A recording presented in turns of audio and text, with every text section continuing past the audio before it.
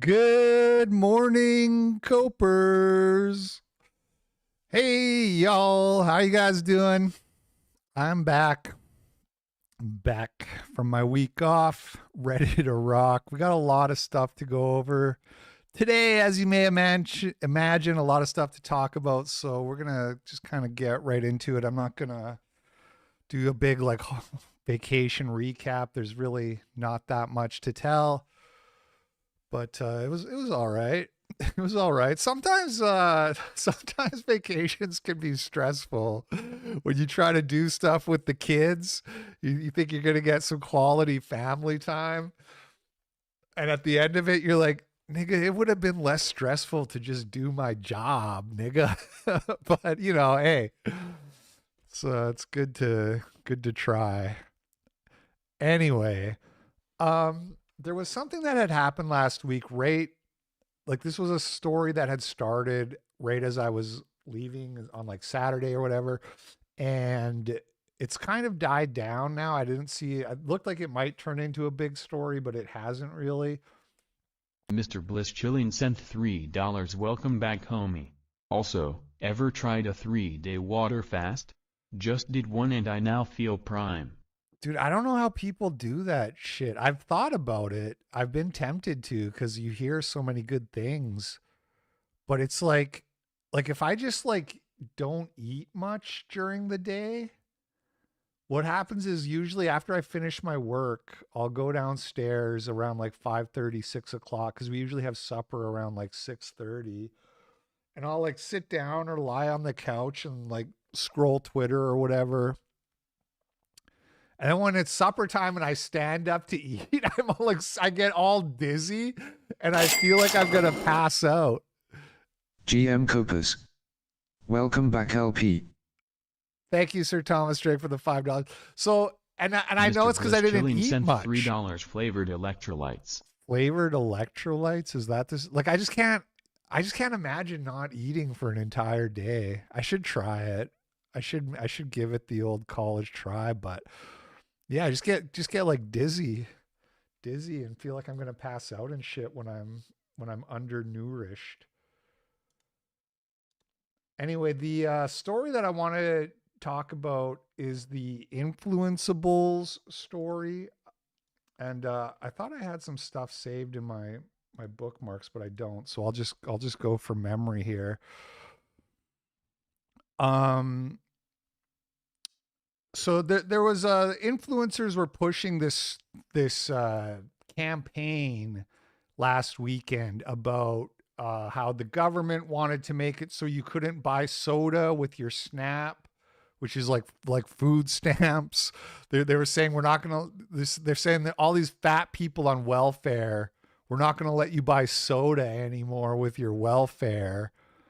And there was a campaign from influencers to protest this, which was paid for by, the big soda companies who don't want to lose their welfare income.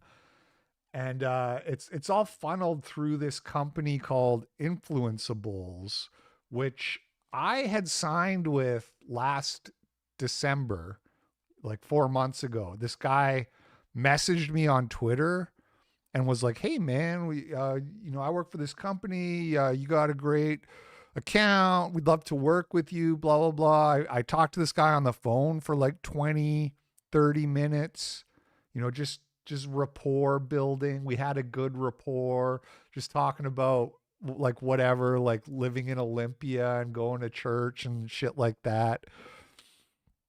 And, I do the whole onboarding. I sign up for the whole thing. And I was kind of excited because like Elijah Schaefer works with this company, which I already knew. I already knew about them and I already knew like Elijah because there was that other scandal that happened kind of recently, which I touched on the show, which was the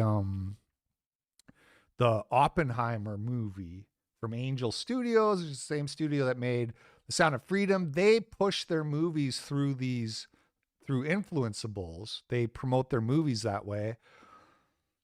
So all the people who are like, "Oh, the Sound of Freedom campaign doesn't feel organic," you're not wrong. It wasn't organic. I don't know if like remember that singer Oliver Anthony or whatever? I wouldn't be surprised if I found out that was also like an influencables campaign to promote his song. But anyway, so it's a lot of like people on the right, you know, a lot of like Con Inc. types who work with this company.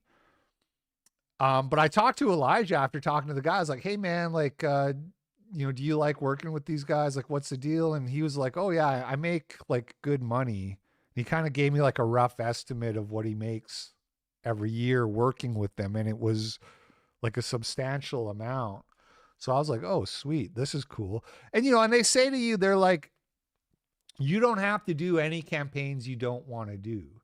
So I'm like, you know what? If somebody wants to pay me to like promote the Sound of Freedom movie, like I'll take it.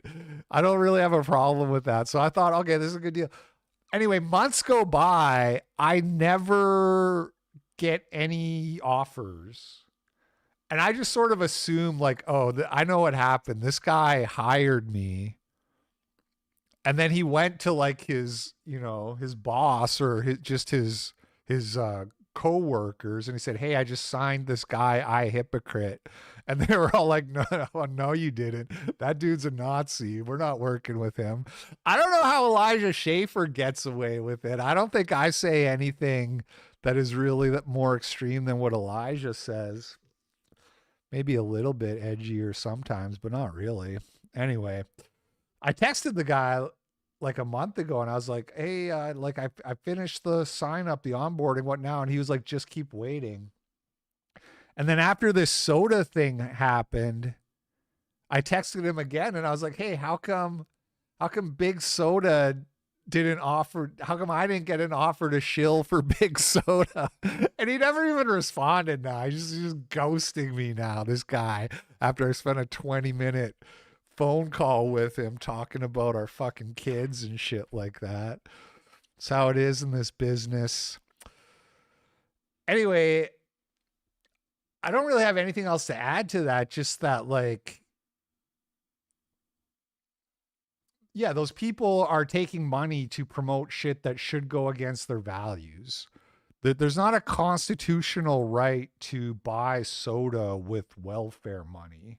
And you should be ashamed. You should be ashamed that you took money to try to shill that.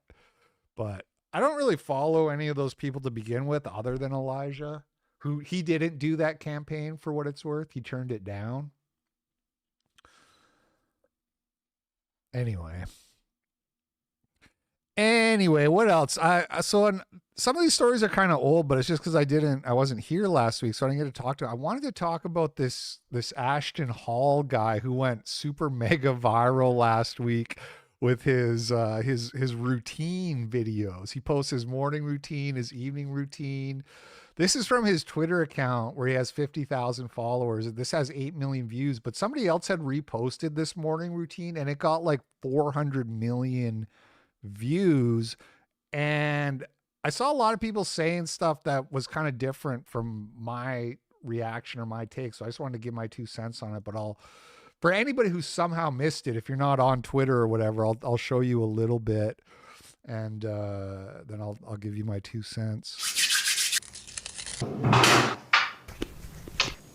Talk about the juice. Juice is better. How about I just ban you? How about that? Hold on a sec. I know some people are new here. You're new to the show and you don't know how it works here, but actually when you tell me what I'm supposed to talk about, I ban you. That is how it works, actually. So just let that come up here. Where is that guy? Talk about the juice, dude. Hold on. I gotta make sure I block him first, because for some reason, when you mute people in the chat, it doesn't block them, which it should. So don't tell me what to talk about, okay? Goodbye. Obviously, I'm gonna talk about Jews, but how about a little fucking patience? How about you just fucking chill or you fuck off, okay? But 5 minutes back and I'm already getting angry at the chat. Did you guys miss this? All right, where were we?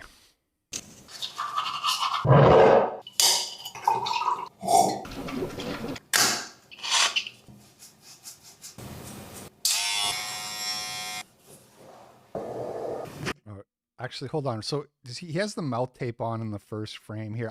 This is one of the things I wanted to say. I have started about 3 or 4 weeks ago. I started using nasal strips and mouth tape. Reason being because my doctor guy at Merrick, which I'm using, and this is not an endorsement of Merrick. I've had a lot of problems with them. Maybe I'll get into that in detail at some point. But these are the guys who I get the tea from, and I do my blood work with them and all that.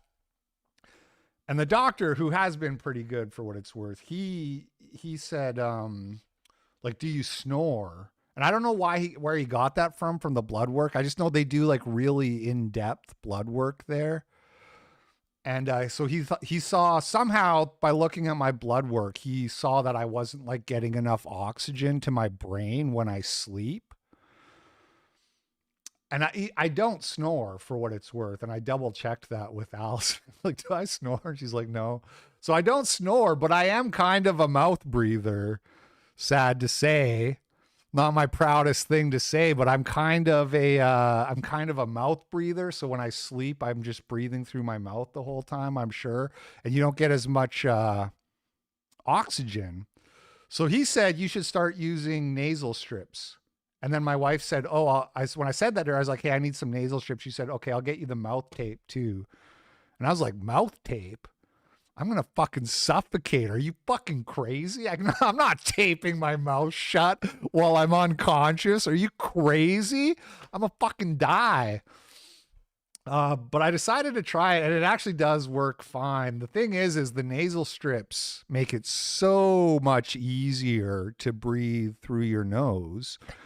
They really work. You just, as soon as you put them on, you're like, oh, I can breathe through my nose now. And, I noticed a big difference. This was like an instant improvement in my life where when I wake up in the mornings, I'm more focused. I have more energy. There's just more get up and go. So, I'm not saying everybody should use mouth tape and nasal strips, but you might, if you feel groggy in the mornings, you might want to give it a try. You might want to talk to your doctor about it, get your blood, whatever, I'm just saying it's made a big difference for me.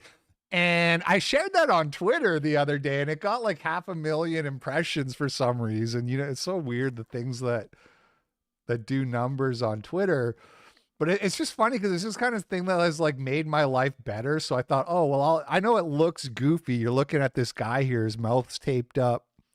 It looks kind of goofy. Yeah. Don't try the mouth tape by itself. Yeah. That's probably good advice. But it actually does work and makes like a noticeable difference. A lot of stuff you start taking supplements, you don't really notice any change. But this one I noticed right away. I was like, oh, I wake up and I'm like, get like right on it, I'm no longer like, don't fucking talk to me till I have my cup of coffee or whatever. But the funny thing about Twitter, so like you share something like that where you're just trying to like let people know like, hey, this improved my life. And you just get so many comments from people like, this fucking retard breathes through his mouth. What a loser. Imagine needing help to not do and all this. And it's like, yeah, that's Twitter in a nutshell, man. Anyway, okay. So I just wanted to say that about the nose strip and the mouth tape, but let's get back to you. I don't know. I'm not going to play this whole video. It's 2 minutes long and you get the idea. It's just like, it's an intense exercise routine first thing in the morning, early in the morning.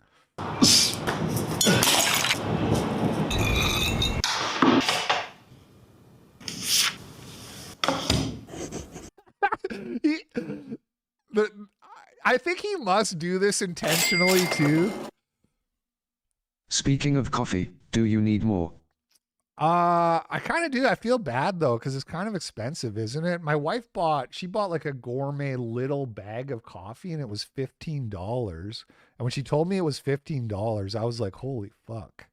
Maybe I don't need good coffee. maybe I'll just drink the Maxwell House or whatever if it's that fucking expensive. But yeah, I did run out of that stuff, the good stuff. Anyway, so he like pulls out a book like he's gonna read, but if you're watching the time, it's like he's like reading the book for like 1 minute, and I don't know if it's just because he's an idiot, if he's like he's low IQ, or he's doing it intentionally for like humor and to give people shit to talk about or whatever. But that is like a recurring theme of his videos, that the timestamps don't really track.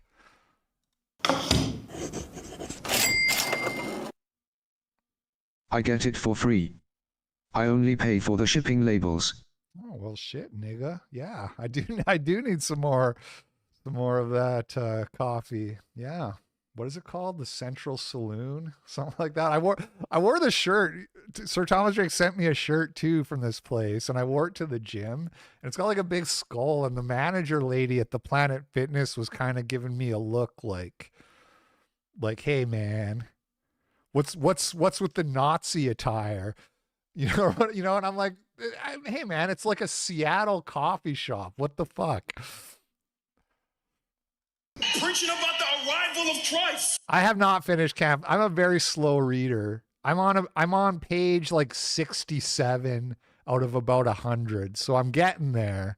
I didn't read as much on my vacation. You would think I would read more, but I actually read less because I slept on the couch half the week because my daughter was here and she sleeps in bed. Anyway, still working on it. I'm a slow reader.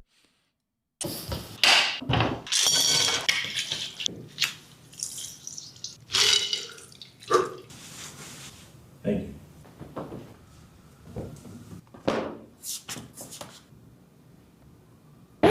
You get the idea. On and on it goes. He goes swimming. He does more exercising. He eats his banana. He rubs his banana peel on his face.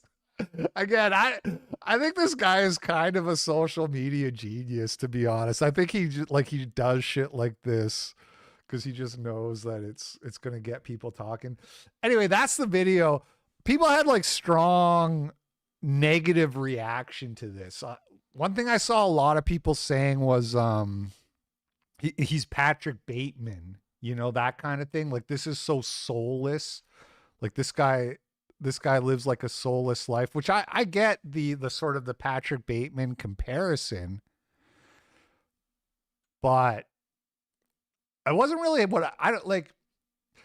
I think partly that's cope from people. They see somebody who's like doing like this really intense, extremely disciplined lifestyle, and it's kind of a cope to be like, oh, he's Patrick Game. No, it's got to be black. Something about being black, not gay.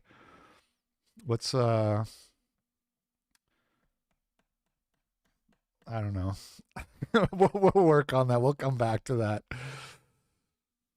The guy who smashed Adam 22's wife. God, I don't know about that, but that's degenerate if true. There's no way. Not my Ashton Hall. He's a good Christian boy. It's not him.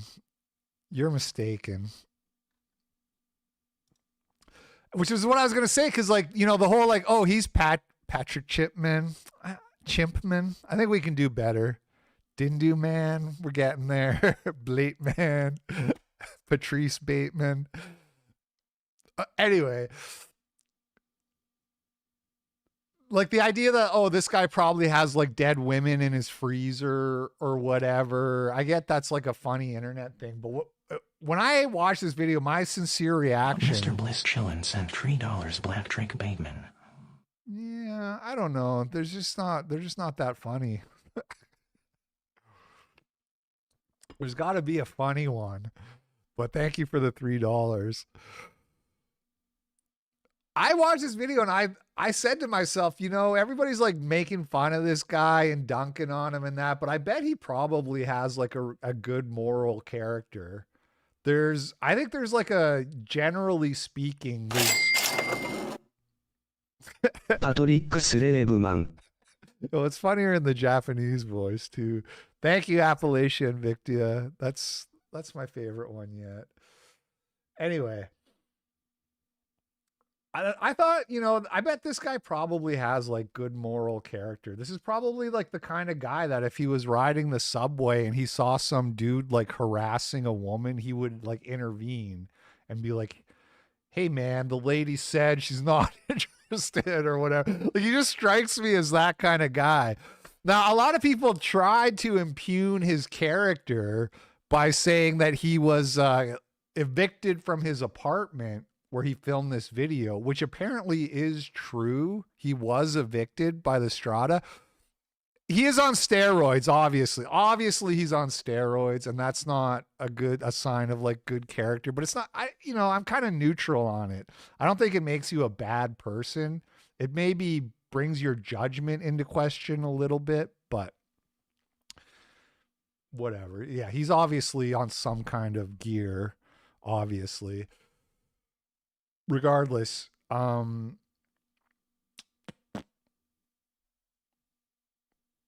was I saying? I don't know. Anyway, I was more confident in my assessment when I saw his next video, his evening routine, where he shows as part of his evening routine is like reading the Bible.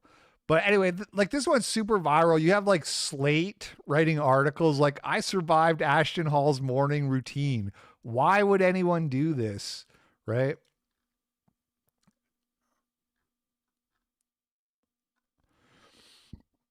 And the reason you do it is to be disciplined. I'm probably like halfway between the average person and what this guy is doing. I have a routine that I've been adhering to really strictly, not for that long, for like 5 weeks now or whatever. That's more intense. Not nearly as intense as his, but it's probably like closer to his than the average person. Like I do cold showers. I did a video on that. I do cold showers every day for like 5 weeks now. And it's just about, I don't know, having a routine is really important. That's another thing about vacations that I don't like, because it fucks up your routine. And my daughter comes, so now I'm sleeping on the couch, so I have a way worse sleep.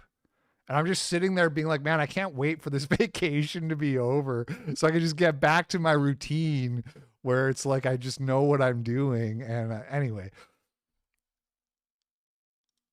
So he posts the night routine here, which, as I already mentioned, it shows him reading a Bible as part of that.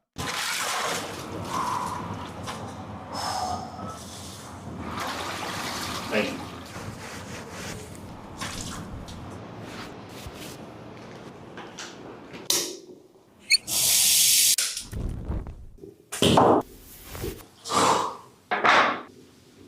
Thank you. Eating in the bath is a little weird to me, but whatever. Is there ice in the bath? Are you eating in an ice bath? Just bubbles, I think. Brother, what do you mean, how do I wake up at 3:50 a.m.? Listen, I go to sleep early because temptation lives late at night. I need you to lock in. Tomorrow, we got to do at least 10,000. He's got like 10 million Instagram followers now, by the way, going on like 11 million, this guy. So he is like winning, regardless of what you may think about him. Like he gained like 600,000 followers in like the last 12 hours. So he's winning at social media for whatever that's worth.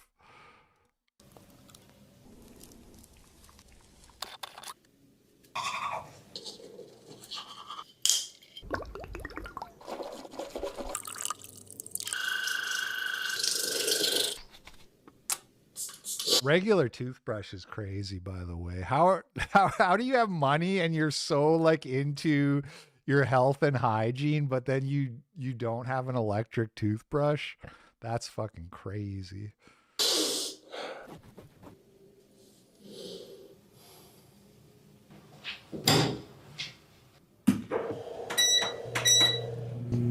Yeah, no kids. Yeah, and seems like he's paying somebody to like do his cooking, which obviously is going to like free up. But guess what? You can also just have a wife, and then you like I don't cook or clean, dude. I do have kids, but my wife does like 98% of the heavy lifting there. Obviously, not having kids, there's something missing in this guy's life from what it seems like. But he's also, I don't know how old he is. He's probably like in his 20s. So it's not that big of a deal. 29. So he's getting there. He's getting to that age as a man where he should be getting married, but he's still got time for that.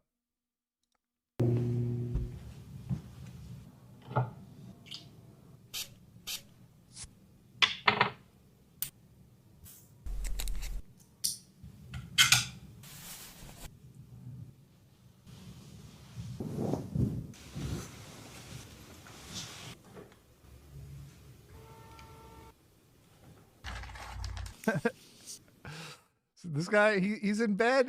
He's asleep at 7:30, and also look at all these alarms. Very relatable.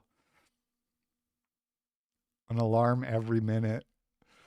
Yeah. I get up around 6:30, and I go to sleep at like 10:30. So again, this guy's like, he's more extreme than me, but I do think that generally speaking, going to bed early-ish and getting up early-ish is like really good. Anyway, people start. Oh, he also did a collab with Mr. Beast. Speaking of winning at social media.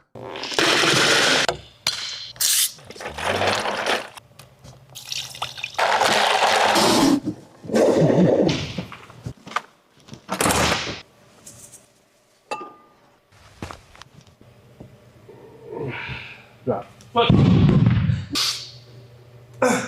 One more. 100 pounds is crazy. Was that Mr. Beast really lift doing 100? I know he was getting spotted, but still. What? I could probably do like one or two of those, I suppose. Say, don't give up on me. One, I got you. Tate. You should do a Mr. Girl collab, yeah.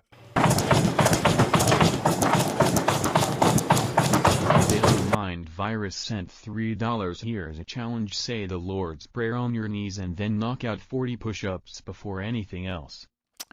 Well, you know what's funny? I did do push-ups this morning, but I say the Lord's Prayer before I get into the cold shower, in the shower, but before I go under the water. So I turn on the cold water and then I say the Lord's Prayer because I'm kind of reminding myself that I'm doing this to like show my devotion to God or whatever. I know it sounds weird, but I talked about this in a paywalled video last week.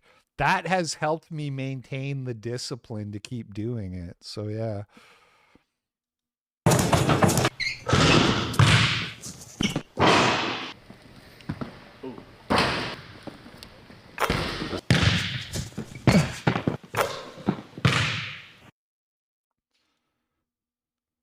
And people started making parodies, like a lot of parodies of his videos. Some of them are kind of funny. This is the pirate morning routine.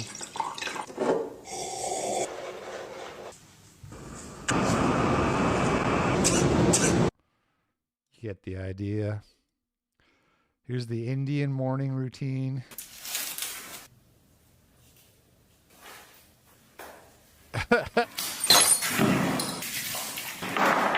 Curry cube, rice. Thank you.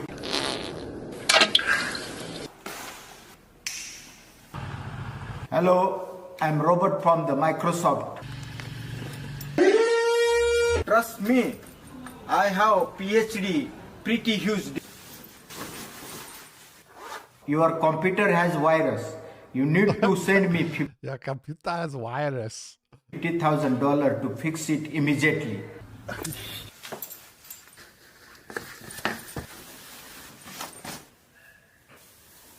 What's your social security number?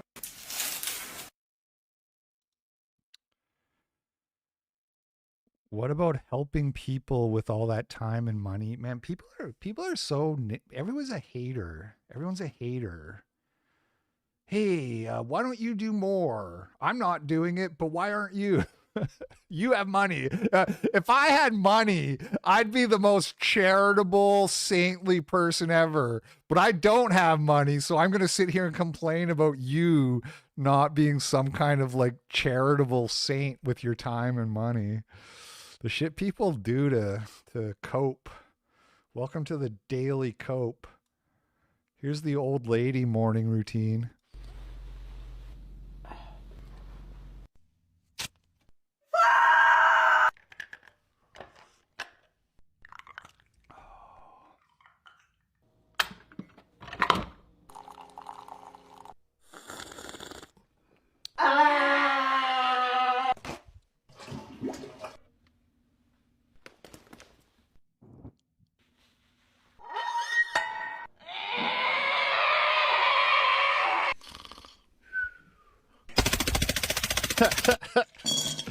Pretty funny, honestly.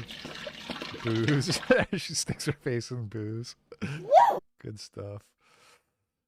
Anyway, moving on. I think here we're done. Right. So Studio Ghibli AI slop. This was also another big story over the week. I'm sure if you're on Twitter, you've seen this. ChatGPT, OpenAI, they like released an update for drawing, and it's very good. It's a lot better at taking images you upload and rendering them in different styles than anything we've seen from other AIs thus far. And people started turning images into Studio Ghibli memes, and this was like everybody was doing this. It was everybody. Did you do a LP Ghibli? So here's the funny thing. I didn't understand at first that it was OpenAI, and I saw them and I was like, oh, I want to like do one of my kids, you know, and I'll send it to Alice. I'll like take pictures of the boy, send them to Allison. It'll be cute. But I'm trying to do it with Grok, and Grok is fucking it up, man. Grok is not doing a good job. And I'm like, what the hell? I know all these other people getting these awesome pictures and mine's all messed up. And then I realized they're doing it with ChatGPT. And then I tried doing it with ChatGPT, and ChatGPT is telling me, no, I can't do it. And then I realized it's got to be the paid version of ChatGPT. And so that was the end of the road for me. I already pay for Grok. I'm not going to pay for ChatGPT. But anyway, here's an idea of some of the stuff people were putting out. I did several on the free ChatGPT. I think it depends. I think because I was trying to upload pictures of my kids, it's like if it's like a public figure, it's a little more. I don't know. I don't really know the ins and outs, but I think it was maybe just what I was trying to do with it. Melt time. It's melt time.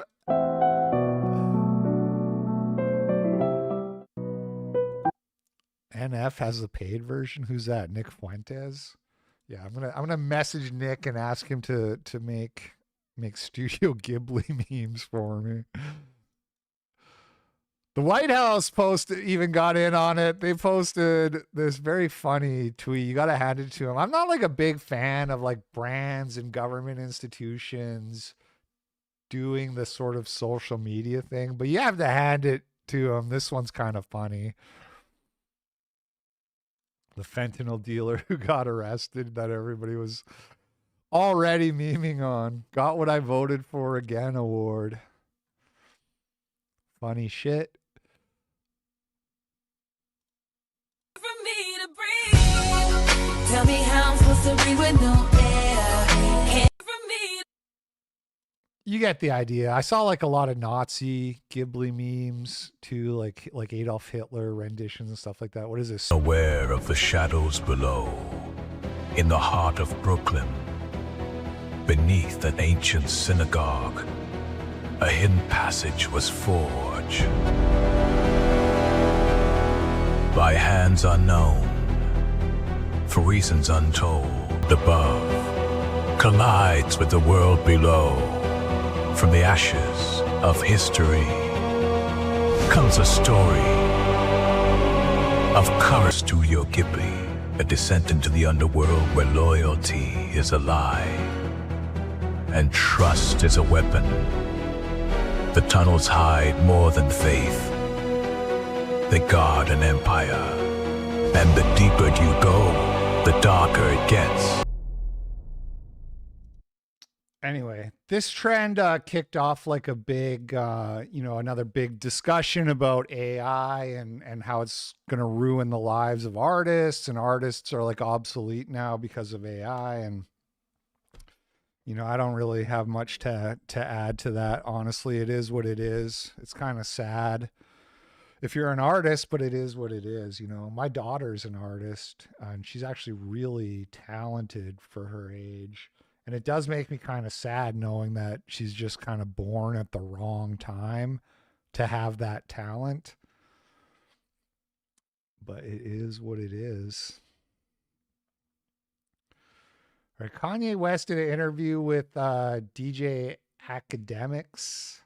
I haven't watched any of these clips yet, but I wanted to check out a little bit. Trying to figure it out. This is...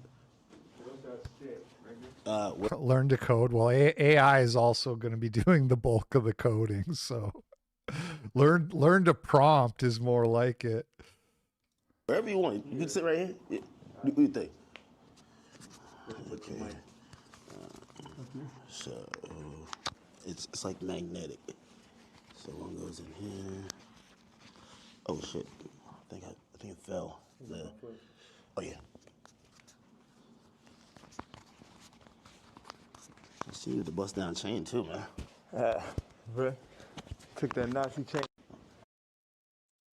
Okay. Nothing really going on there. Just him showing up in a black KKK outfit. Ye talks about Jewish censorship in the music industry and his swastika chain. They are mad at me for wearing their pain, but they profit off our pain. The Matrix. The red pill is the niggas like Neo. The blue pill are the agents. So now Cardi is an agent. And you will see them like, you see on the joint where somebody touches them and then they become the agent? Yeah. That's what happened. They come, them Jewish people come, the record people come, they'll say, they literally called Tate and said, and this is coercion. That's why these niggas gonna be locked up someday. They'll come to you, they said, Ty, you have to denounce Ye publicly, or we're gonna drop your artist, Leon. Yo, where did episode 389 go? I don't know. Did you try checking up your ass? I love people who have never donated $1 to the show that I've been doing once a week for 8 fucking years. 400 episodes. And then you miss a week and they're like, hey man, where's the episode? I don't know. Check up your ass. We're gonna cancel all your tours. So they on some mob shit. So it's die, nigga. You know what I'm saying? They up here threatening niggas. He was making it. As a digital printer and silk screen printer, AI cannot replace me. Someone has to load the paper or shirts and make the minute adjustments that results in a tangible product. Yeah, I'm pretty sure we can get robots to load the printer, though. Pretty sure we get robots. Anyway, thank you for the $5, though. Ye was making actually a kind of a cool point about how, like, the Jews come and touch you on the shoulder and turn you into an agent, like in the Matrix or whatever. They tap you, right? They tap you and say, hey, you got to do this. Stopping their money. This is real life shit off of a statement, off of me wearing a motherfucking chain. There's not enough discipline in the world to not hate you people, Cat Respecter. Off of me wearing they pain, but they playing, turning up, promoting, and making money off of our pain. But if I wear a piece of their pain, then they're gonna threaten to destroy everything moving, everyone around, destroying people's lives. We're going to destroy Leon's life. Leon did that whole Scissor album, and now we're gonna destroy his life if you don't denounce this man's tweet. type shit. Do you talk to these people like before you send out a tweet? Because I would imagine he would give you a call and say, "Yay, I'm in a tough spot." Like, you know, and again, I think you said something important.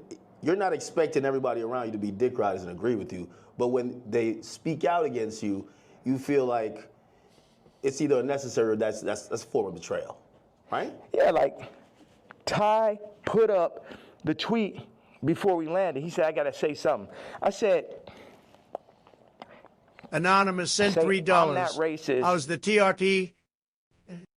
Yeah, it's fine. It's good. It's whatever. I'm on a low dose, like I said. So when I was on it before, and maybe I just haven't been on it long enough, I don't know, but it felt like I was like doing drugs. Like my skin felt tingly all the time and stuff like that. And I don't really get that, but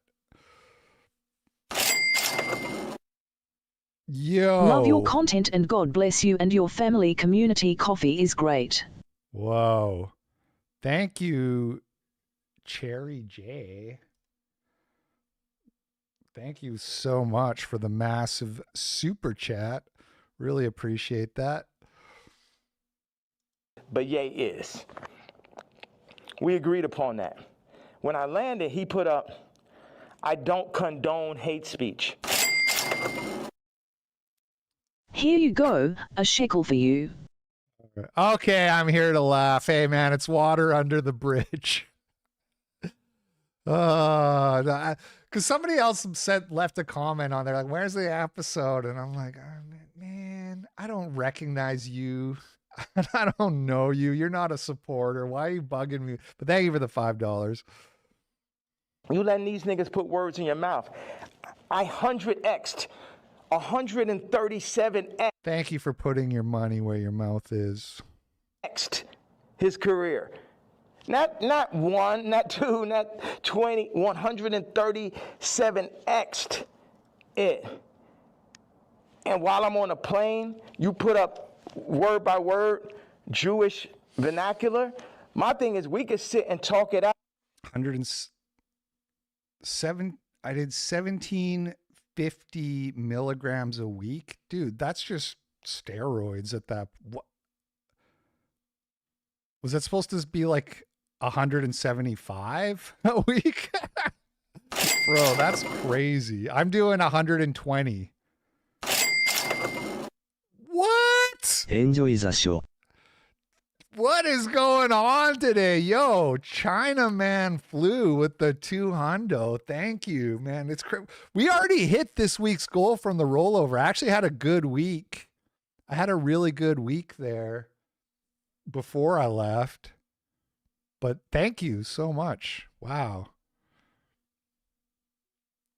I know they on your head, but nigga, you don't got to denounce me. Anyway, just normal yay stuff. Really the most interesting part about it is the outfit he made. What else do we got here? Oh, Cassandra McDonald says, "You can't tell me this wasn't the moment he came up with that outfit."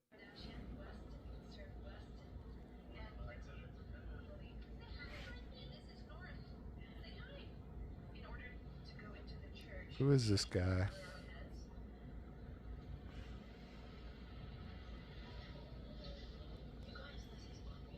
Some kind of like Orthodox monk or Catholic monk.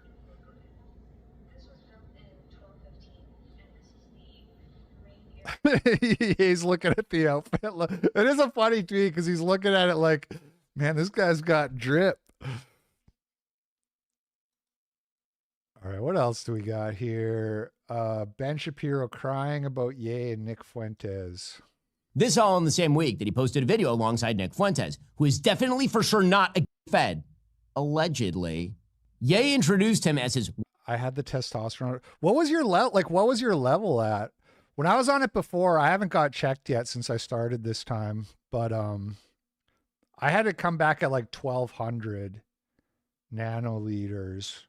And I was feeling really fucking good at 1200, let me tell you. But it's like 1750 milligrams seems like that seems wrong. Like that sounds like too much. That can't be good for you. White supremacist homeboy Nick, to which both of them grin, while we see Kanye's newest necklace, a diamond-encrusted swastika, which Fuentes then described as cute and shiny and perfect with that outfit he just bought it for. His eyebrows are insane. Those look like you could just like peel them off like they're fake hair glued on.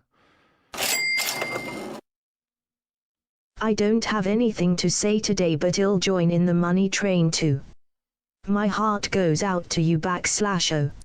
Thank you, Richie Esco, for the $10. Appreciate it, brother. Forever 21. I wanted to be free with other creatures like me, and now I got my wish. Cause I know that I'm a gay fish, yo. It does seem like even Ye's fans are getting tired of his antics, as the escalating attempts for shock value are receiving diminishing returns. Shapiro just seething. You do have to wonder, though, what will he do next? No, he's not going to stoop that low. Kick. All right. The Daily Wire has had a lot of drama as well. We are going to get to that. We're going to talk about Andrew Tate as well here coming up. We got a couple other Scott's things to Mudrope cover sent first. $3 playing Crusader Kings 2. Just crushed an attempted revolted by a Muslim vassal. Should I execute the Christian vassals who revolted with him? Yeah. Yeah, you should. Is that game good or what? Actually, I don't care. I retract my question. I don't care. I'm not buying Crusader Kings 2 anytime soon. There's a story about Sexy Red being a CIA operative, although this is from like a satire parody account of Daily Loud, and I'm pretty sure this is bullshit, but this tweet did go viral. Leaked government documents reveal Sexy Red has been a CIA operative since 2018. And I tried to look into this and I couldn't find anything to substantiate it. So I'm pretty sure it's just bullshit. But it is like a meme that's been around for a while. Because when I was trying to look into it, I saw this article from June of last year. Sexy Red rebuts wild claim she's a CIA plant promoting degeneracy. So people have been saying that she's part of like a CIA op to, you know, make the culture degenerate or whatever. And I can kind of understand where they're coming from with that. Let's not pretend this was an accident. On March 23rd, 2025, a Twitch live stream hosted by internet personality Plaque Boy Max, best known for mixing hip-hop with live stream chaos, detonated into a cultural flashbang. The stream featured Rap Lightning Rod Sexy Red along with up-and-coming shock jock rappers Baby Chief Do It and Baby. Okay. So, video about Sexy Red being working for the CIA or whatever. I don't really buy it, but it is degenerate either way. And speaking of degeneracy, the Impractical Jokers in some hot water. Multiple members of the Impractical Jokers have had sex scandals this past week. Joe Gatto accused of inappropriate behavior by two teenage girls who claim he asked them to kiss. For anybody who was confused by the title of today's episode, it's a reference to Impractical Jokers because they do this thing where you have like a earpiece in and then they tell you what to do. And so the joke is they're like, hey, yeah, now cheat on your wife with a minor. That's the joke. Gatto, 48, was accused of unwanted behaviors by a former employee who characterized them as sexual harassment. Days after he faced allegations of sexually assaulting a 19-year-old, he denied the claim. She's 19, you sick fuck. Now, Grace Kennedy and recent high school graduate Brianna Ochoa have shared their experience with Gatto in a 10-minute TikTok video, which featured alleged messages from the comedian asking for nudes and detailed their multiple encounters with him. Thank you, CB, for the $2. They say the alleged messages were sent in vanish mode, which they believe was because he's smart and he knows what he's doing. showed her followers that Joe reposted her photo with him after they met at one of his shows. You were adorable. Thanks for coming. The fucked up thing is these dudes are all married. Like, yeah, it's not great to be a womanizer, fucking groupies when you're like in your 40s or whatever. But it's much, much worse when you're married. Joe Gatto should be arrested for his stand-up comedy.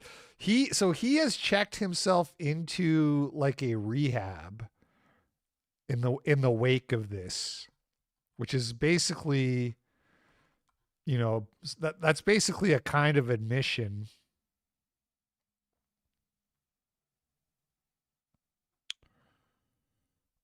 There he is with his wife. He's got 2 kids. The teens thought it was weird that he was sending them inappropriate messages when he was married and has 2 kids. What fame does to a motherfucker, man, most people just aren't ready for it. They aren't ready. Most dudes just cannot handle the temptation that goes with fame. And it's not just him, it's also Murr. James Murray has been accused of engaging in inappropriate sexual behaviors by multiple women who were minors at the time. In this post from Reddit, one of the accusers claims that Murr kissed her at a meet and greet when she was only 16, 17, and then given shots all night at the after party.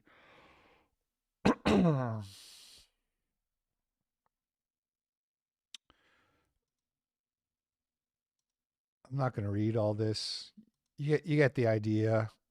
Okay, what the...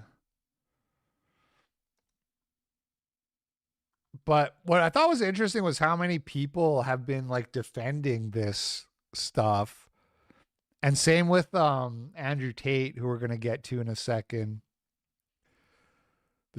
We're still in this sort of like anti-Me Too thing where any woman who like accuses a man of inappropriate behavior, it's like, oh, you're just doing it for money and clout and you're lying and all that. And it's like, dude, why are these married dudes sending these messages to like 17-year-old girls? Like, really?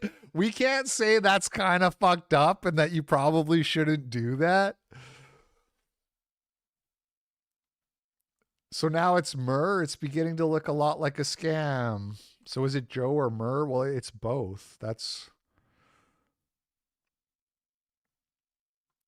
Joe Gatto cancels tour, checks into treatment facility. Such a liar. That's the girl. The war against heterosexual men continues. This is why most dudes can't handle fame and the temptation that goes with it, because they really think there's nothing wrong with it. So why, if there's nothing wrong with it, why wouldn't you? Why wouldn't you ask a 17-year-old girl for nudes when you're married with kids? It's called being heterosexual. Ever heard of it? That's how these people like this think, man.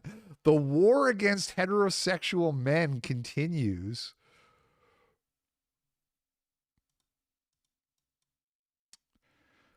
Styx Hexenhammer, aka Tarl Warwick, also got into some trouble. He is not in jail, as this Kiwi Farms tweet claims. He reminds me of George Floyd. But seriously, how does a porn-addicted rapper help us win the culture war? LOL, it's crazy when you think about it.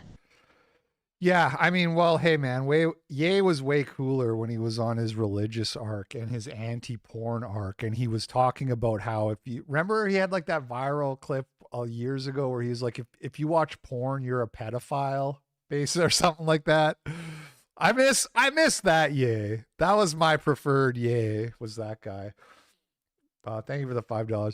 Anyway, Styx, I guess, violating abuse prevention order. So this is related to that chick who he was like groping on stream drunk, and then he threw a phone at her or some shit. She got like a kind of like a restraining order, I guess, or the courts were like, hey, stop fucking with this chick, and he just couldn't stop. So don't really have any more details on it than that. Bree Stern. This is Andrew Tate's ex-girlfriend claiming that she was violently choked out by him during sex and that he said lots of mean things to her. This has 70 million views on Twitter. So this is her You Are My Property. My name is Bree Stern. I'm from Los Angeles. I met Andrew Tate in the summer of 2024, and we were in a relationship for almost a year. So, well, you would have had to have like instantly have gotten into her, because it hasn't been a year since summer of 2024. It's been like 8 months, give or take. And then in her second tweet, she says, we met because he needed models for his crypto coin and promised to help save my crypto coin. Sister hashtag. So she like promotes her crypto in the second, which is a really bad look. So I kind of understand why a lot of people are saying she's just doing this for money and attention. Watch out, LP. If this gets around to sticks, he'll put a voodoo curse on your ass by whacking off on a pentagram or whatever. Oh shit. Yeah. That's guy's into some weird stuff, man. Why can't niggas just be normal? Why can't you just be normal, man? I know he tried the marriage thing and it didn't work out. But did he try marriage while being normal? I don't know. Anyway, so she promotes her crypto in the second tweet of the thread, which is not a good look. But then when you get into the text messages, though, and look, I know I got a lot of flack for like defending Tate last week before I left, or the week before that, or whenever it was. And I spurged out a little bit. But I'm officially pulling out of Tate coin, okay? I look at these texts and I just think this is so fucking cringe, man. What is this guy doing? Look at this. She says, I'm glad you texted me. I was having anxiety, anxious little lady over here. He says, you need to be hit. And she says, why? I don't like it. What did I do? And he says, you deserve it. And she says, why? Now, her allegation is that he choked her out during sex violently, and then she went to the hospital and got diagnosed with like post-concussion syndrome, or just a post-concussion, which, you know, I always say, like, the way I determine if a person is guilty or not is by looking at the evidence and deciding for myself, like, if I was sitting on this guy's jury, would I convict? And a lot of the times the answer is no. But so even if somebody went to trial and they got convicted, that doesn't mean they're necessarily guilty in my eyes. You know, you look at people like Derek Chauvin and the McMichaels and you think, well, then you look at the evidence and you think, no, these people shouldn't have been convicted. This looks really bad for Tate. So she's got medical records of him choking her out, and she's got text messages of him bragging about how he likes to do that.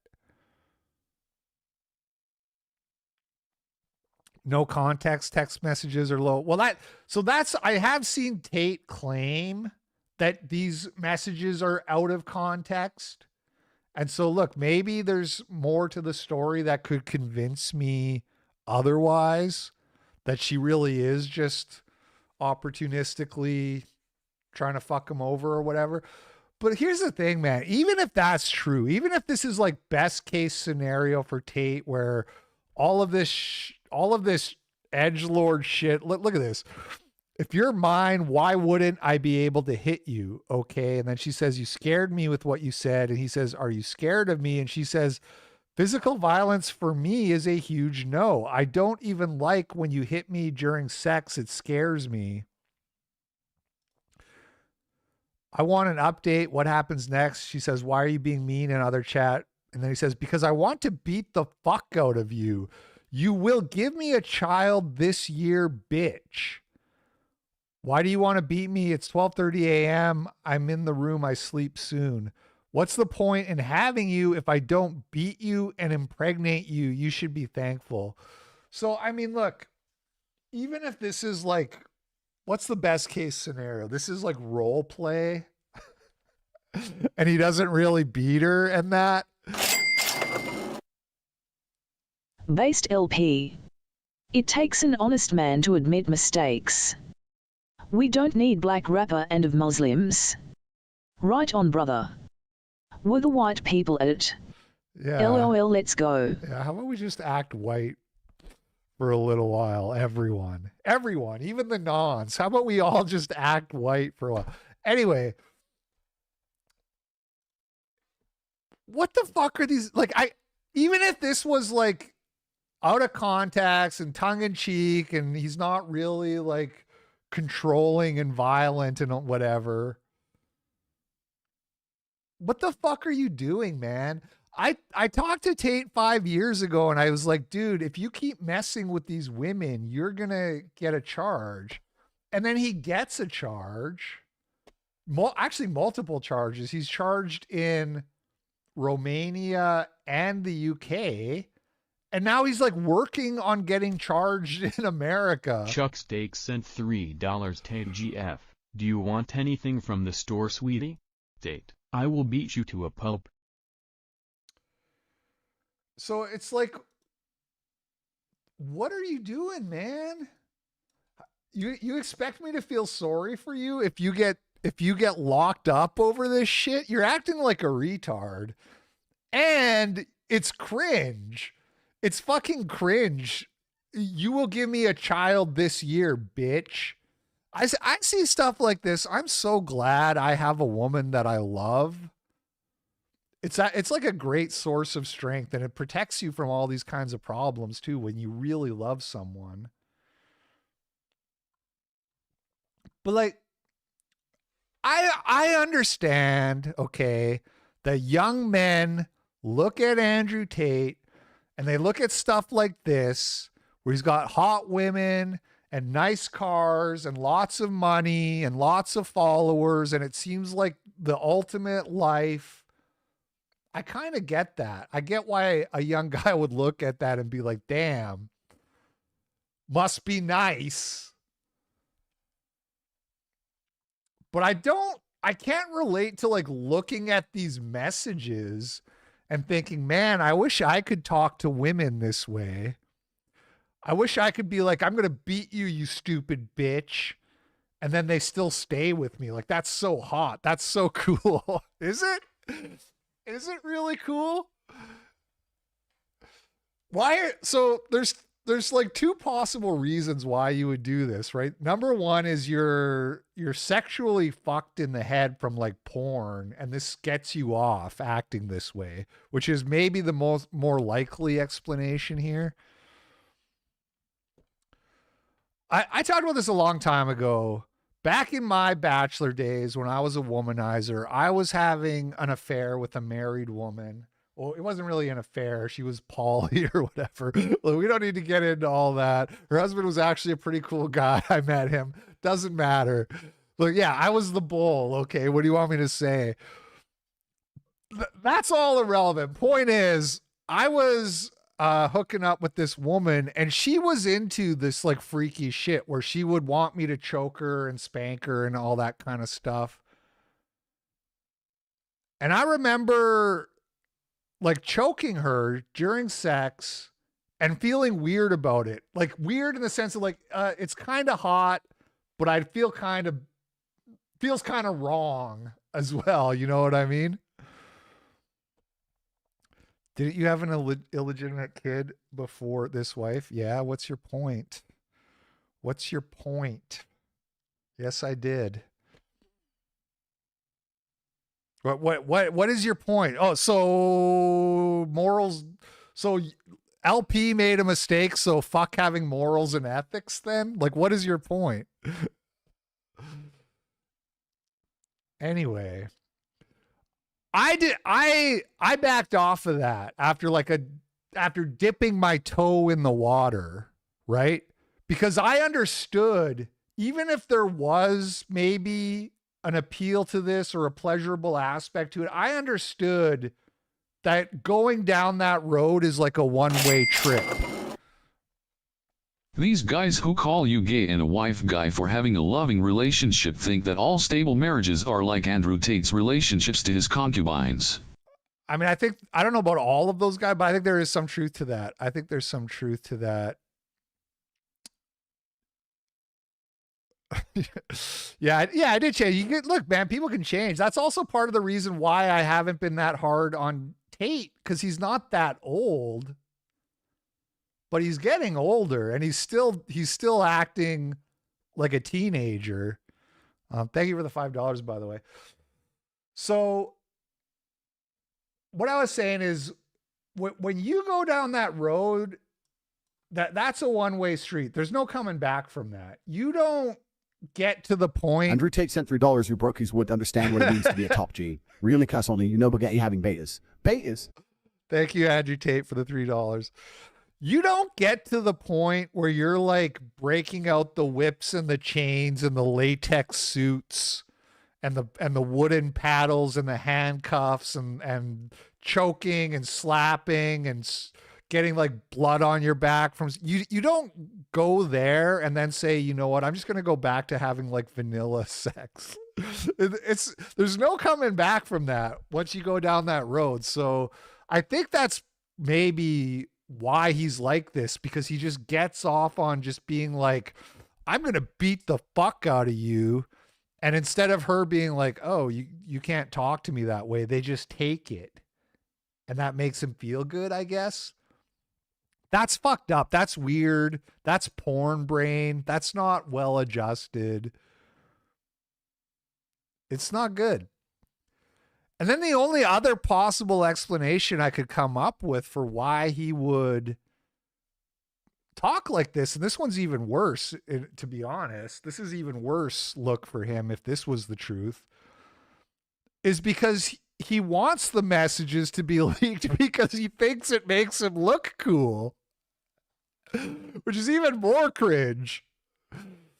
That's even, okay, you get off on being a power freak, that's fucked up, but that's still somehow better than you just think it makes you look cool to be like a power freak. So I don't know which one it is. I don't understand how people look at this and think, yeah, man, this is like so cool. This is what I want for my life.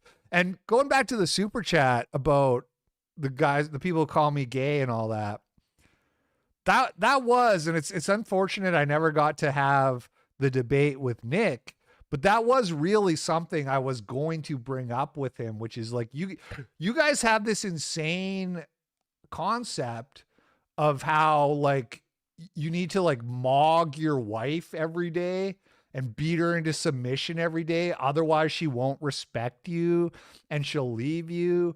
It's not really necessarily how, maybe some relationships do work that way, but it's not like the only way that it can be.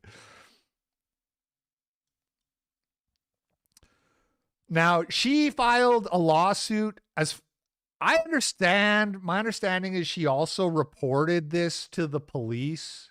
This would be in California, in Beverly Hills. There haven't been any charges brought against Tate for this thus far, but she has filed a lawsuit, which again, that does come across as like self-serving or whatever, you know. And it's like, it can be both things though. That's the thing. You can be opportunistic and trying to fuck over a guy, but it could also be you're trying to fuck over a guy who was violent with you when you asked him not to be, or what. Like, those can both be true.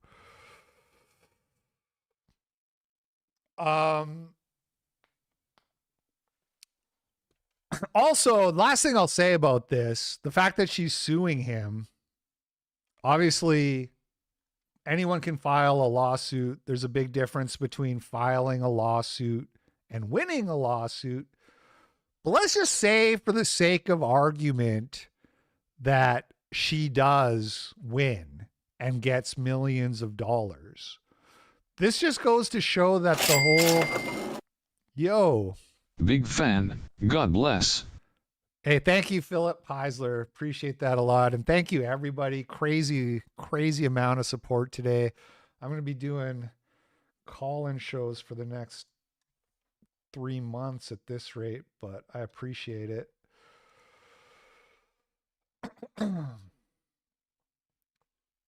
Tate, Andrew and his brother, they have this thing they like to say, which is, don't get married. I can't get married. It's too much of a risk. And the simple fact is that you can get fucked over for child support. You can get sued for abuse or whatever you call this kind of lawsuit.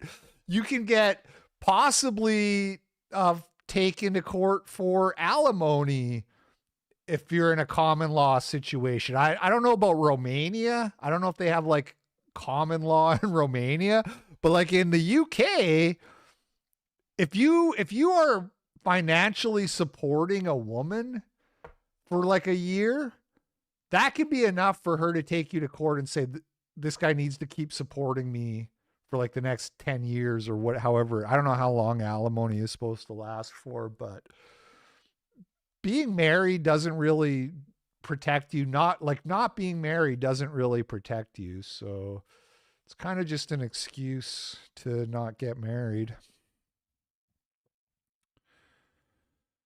Moving on, Vincent James was visited by the FBI. I don't know. They said they came to his garage telling him they just want to talk.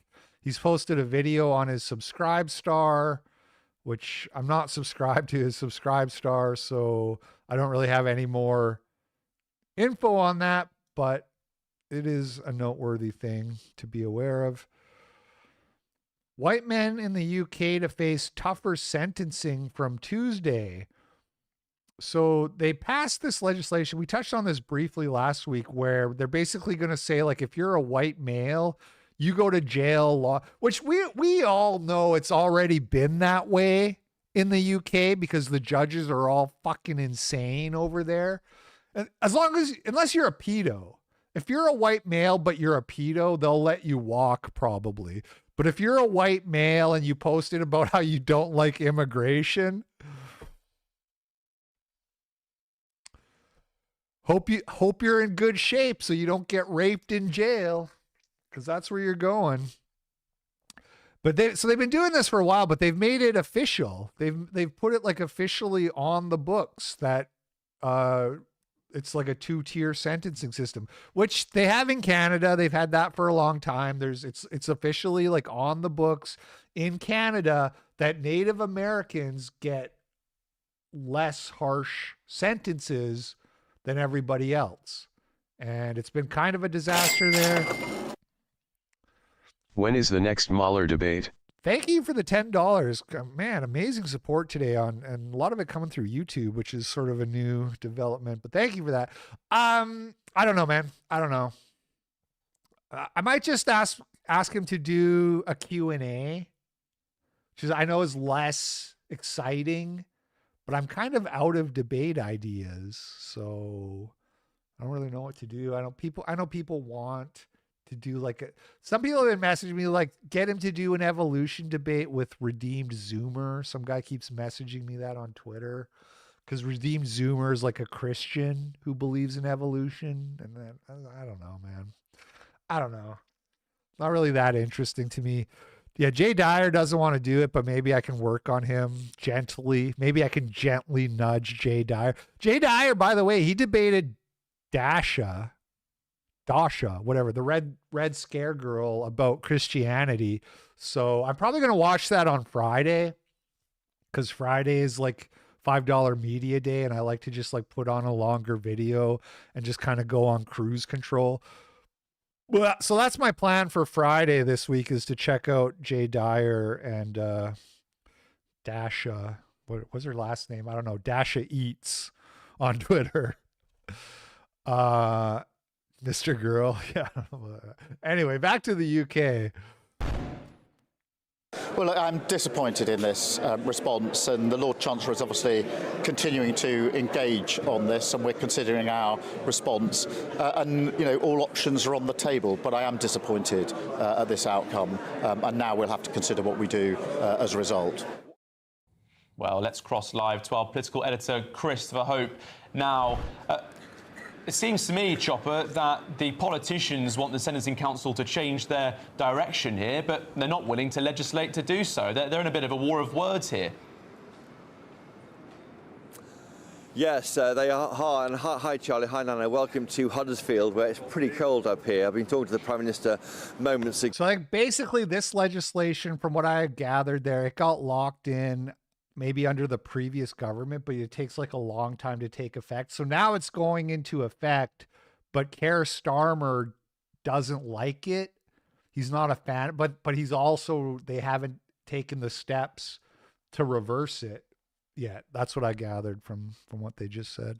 I asked him twice, will you just scrap the Sentencing Council? It's a quango. You have the power to scrap it. What you don't do is have the power to overrule it. And frankly, the judges now are looking back at the elected politicians here, both Sir Keir Starmer and Shabana Mahmood, who is a Justice Secretary, and saying, I'm afraid to say, these are what's going to happen. And from Tuesday, this is what will happen. Judges will prepare pre-sentencing reports where necessary. And if someone is of ethnic, cultural or faith minority, or a young person under 25, or a woman, or a pregnant woman. Just say not a white male, bro. Do you still vote in Canadian elections? I don't know why that one didn't play. It may, well, no, that's got to be more than $3 US. I know the Canadian dollar is really bad these days, but that's got to be more than the $3. Anyway, I don't know why that didn't play, but no, I haven't voted in the last like 5 years, give or take. But you did remind me of something, which is I have filed for citizenship in the US, which apparently takes about 5 months from the time you file to the time you're like taking your oath. So 5 months from now, I could be an American citizen if all goes according to plan. Costs $710 to file the application. So hopefully it does work out. They will get a special sentencing report. Normally, those pre-sentencing reports do mean that the sentence is mitigated, that time is taken off for a jail term, for example. What it means, though, is that white men are going to be treated a lot tougher. Yeah, he's going through the list, and it's like ethnic minorities, people of faith, women, young people, sexual minority, like just say not white males, dude. By judges from Tuesday compared to other groups in society. And that is unacceptable to the Prime Minister. He said in terms there, I said twice, will you scrap the Sentencing Council? He said all options are open. Shabana Mahmood, she's the Justice Secretary. Will I renounce my Canadian citizenship? I'm not really planning to, but, you know, when I decide to run for office, when I decide to run for UKIP, maybe I'll renounce my Canadian citizenship. She's put out a note just moments ago. This seems highly illegal. I mean, it's the laws, dude. Like I said, they have this in Canada. They've had it for years now. You can just pass laws, man. You can just do.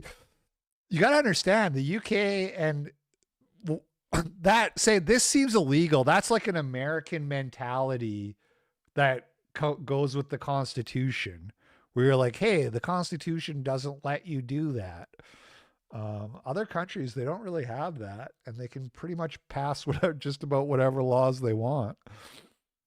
She said that in her view, these guidelines represent clear differential treatment under which someone's outcomes may be influenced by their race, culture or religion. This is unacceptable, says the Justice Secretary, and I formally set out my objections, she says, in a letter to the Sentencing Council last week. She is extremely disappointed, she says, by what's happened here. All options are on the table, that same language used there by... Yeah, really, I'm just going to run for office so I can get the tariffs removed and more foreign aid to Canada. Canada needs more foreign aid. Don't you guys agree? By Keir Starmer, and they will legislate if necessary. The question now, though, is can they legislate by...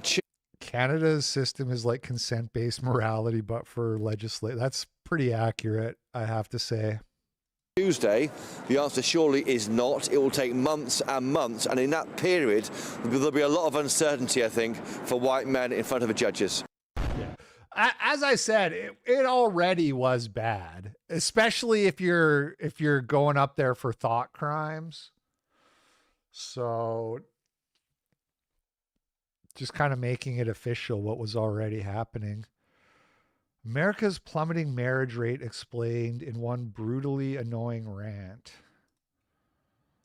Story time on how politics ruined my last relationship. So let me set the scene for you. I was dating this guy. We've been dating for 5 months. And in those 5 months, I... Yeah. You can't deny the mass graves, the native mass graves. You're going to jail. Going to jail for native mass grave denial. Was told by my friends, Zoe, he lives in Indiana. He's a fucking Republican. That's a I was good like, one. Politics don't matter to me. Boy, was I wrong. And so I was like, it's fine. I don't care. I'm going to get to know him first. We'll decide later. So then, we kind of started talking. $50, they gotta have a war or something over there. It's only gonna get worse for them, not even white, and I feel bad for them. I wish them well. Also, you don't want you a citizenship. What's wrong, bro? No, I said I applied for U.S. citizenship. I spent $710 to get my U.S. citizenship. So that's in the works. That the papers have been filed. Talking about it. I'm a very liberal woman, so I am obviously like very much everyone knows that I'm a liberal woman. My brother's gay, all my friends are gay, also like abortion rights, female rights. But anyways, good lord. Good lord, man. What a... First of all, you're not a liberal. You're a shit lib. Okay, first of all, you're not a liberal. You're a shit lib. What's the difference? Liberals believe in individual rights strongly. They have strong preferences that lean towards the rights of the individual. A shit lib thinks that's what they are, but they also lie to themselves about everything around them to have like a progressive outlook and mentality. And if I was talking to this woman, I would prove to her that she's a shit lib. She'd be like, what do you mean I lie to myself? And I would be like, do you like that your brother is gay? And she would be like, yes, I love it. He gets to be his authentic self. You know, they say shit like that. And then it's like, you see, that's the lie. You're lying to yourself because there's nothing good about being gay. And there's like a million things that are actually highly negative about it. So if you were honest, you would be like, no, I wish he was straight. But you can't say that because you're a shit lib. So Cat Respecter sent $5. Hey, thanks, Cat Respecter. Like always ask him. I'd be like, what's your politics? Like, where do you lean? And he was just like, well, like socially, I'm a liberal, but economically, I'm a Republican. Fuck that. Okay. Also, he was a 28-year-old man. Yeah. He's just saying that to get laid. That's the first red flag because I love gays. Socially, I'm pro-gay. I think everyone should be gay. Because if there's a 28-year-old man and he's single, there's a fucking reason that he's single. But anyways, so then I'm like, well, like what makes you, economically Republican? Because like I could give you a whole bunch of fucking facts right now that prove that you shouldn't be. And he was like, that's also You're also wrong about that one. Again, if I was sitting across from this chick and she's saying this, I'd say, all right, let me stop you right there. In America, who gets funded more in public school? White students or black students? Who gets more public funding in public school? White, and she'd be like, white students. I saw the fucking Ed Build report on NPR, and I'd be like, no, you're wrong. You don't know what the fuck you're talking about. All of his info is from his friends. And I was like, you get all your information from your fucking redneck friends. Obviously, you can't trust them. You need to do the research yourself. And if you do the research, I told him, I was like, I'll support you based on your decision if you actually research it yourself. Like, I won't care if you're a Republican. But anyways, and so he was like, Zoe, I have much better things to do than research politics. Like, I have... Yeah, the national average is not double. It's actually just slightly more. The average funding for black students versus white. It's not like a crazy amount, but the point is it's more. So the whole fucking narrative of all these underprivileged schools that are underfunded and they're bad schools, and that's why black kids can't read because the schools are bad and that's all horse shit. I have way more important things to do. Okay, saying that to me is absolutely fucking insane, but go off, King. I also just didn't care at that point. And so I kind of put it on the back burner. I was like, I can't fucking take this right now. Well, then we get into a little spat a couple days before election day, and we almost broke up. And so I was like, nah, it's fine. I'll give him one more chance, blah, blah, blah, blah. Well, then election day rolls around, and, well, actually, before this, he was not registered to vote. He had never voted before. And he told me that he wanted to vote in this election. And I was like, okay, cool, do the research, but that's a whole other thing. And so the voter registration deadline was approaching. In fact, she's making a video. This woman is like conventionally attractive, but everything else about her is a red flag. The glasses are a big red flag. Her voice, her mannerisms. She's a walking red flag, although conventionally attractive. I could tell he was going to vote against me. Let's just say it like that. And so I was like, he is not going to make an educated decision on who he votes for. So guess what? I'm not going to remind him of this voter registration deadline. So then it passed. It's subtle, so you can't even see it unless you look closely, but she has a nose ring. It's a thin one. It's tasteful, I guess you could say, by nose ring. But that is also I do not like nose rings. Not a fan. Even like the little piercing is better. I don't like facial piercings full stop, but I think the little like piercing in the nose is better than the ring going into the nostril. He didn't register to vote, so there we go. It was saved. He wasn't going to vote. I wouldn't have to deal with it then. But then we got into that little spat, and I was like, let me try one more time. Let me see if he's learned anything from me. And I asked him, point blank on election day, I'm like, so who would you have voted for if you would have voted in this election? He was like, I would have voted independent.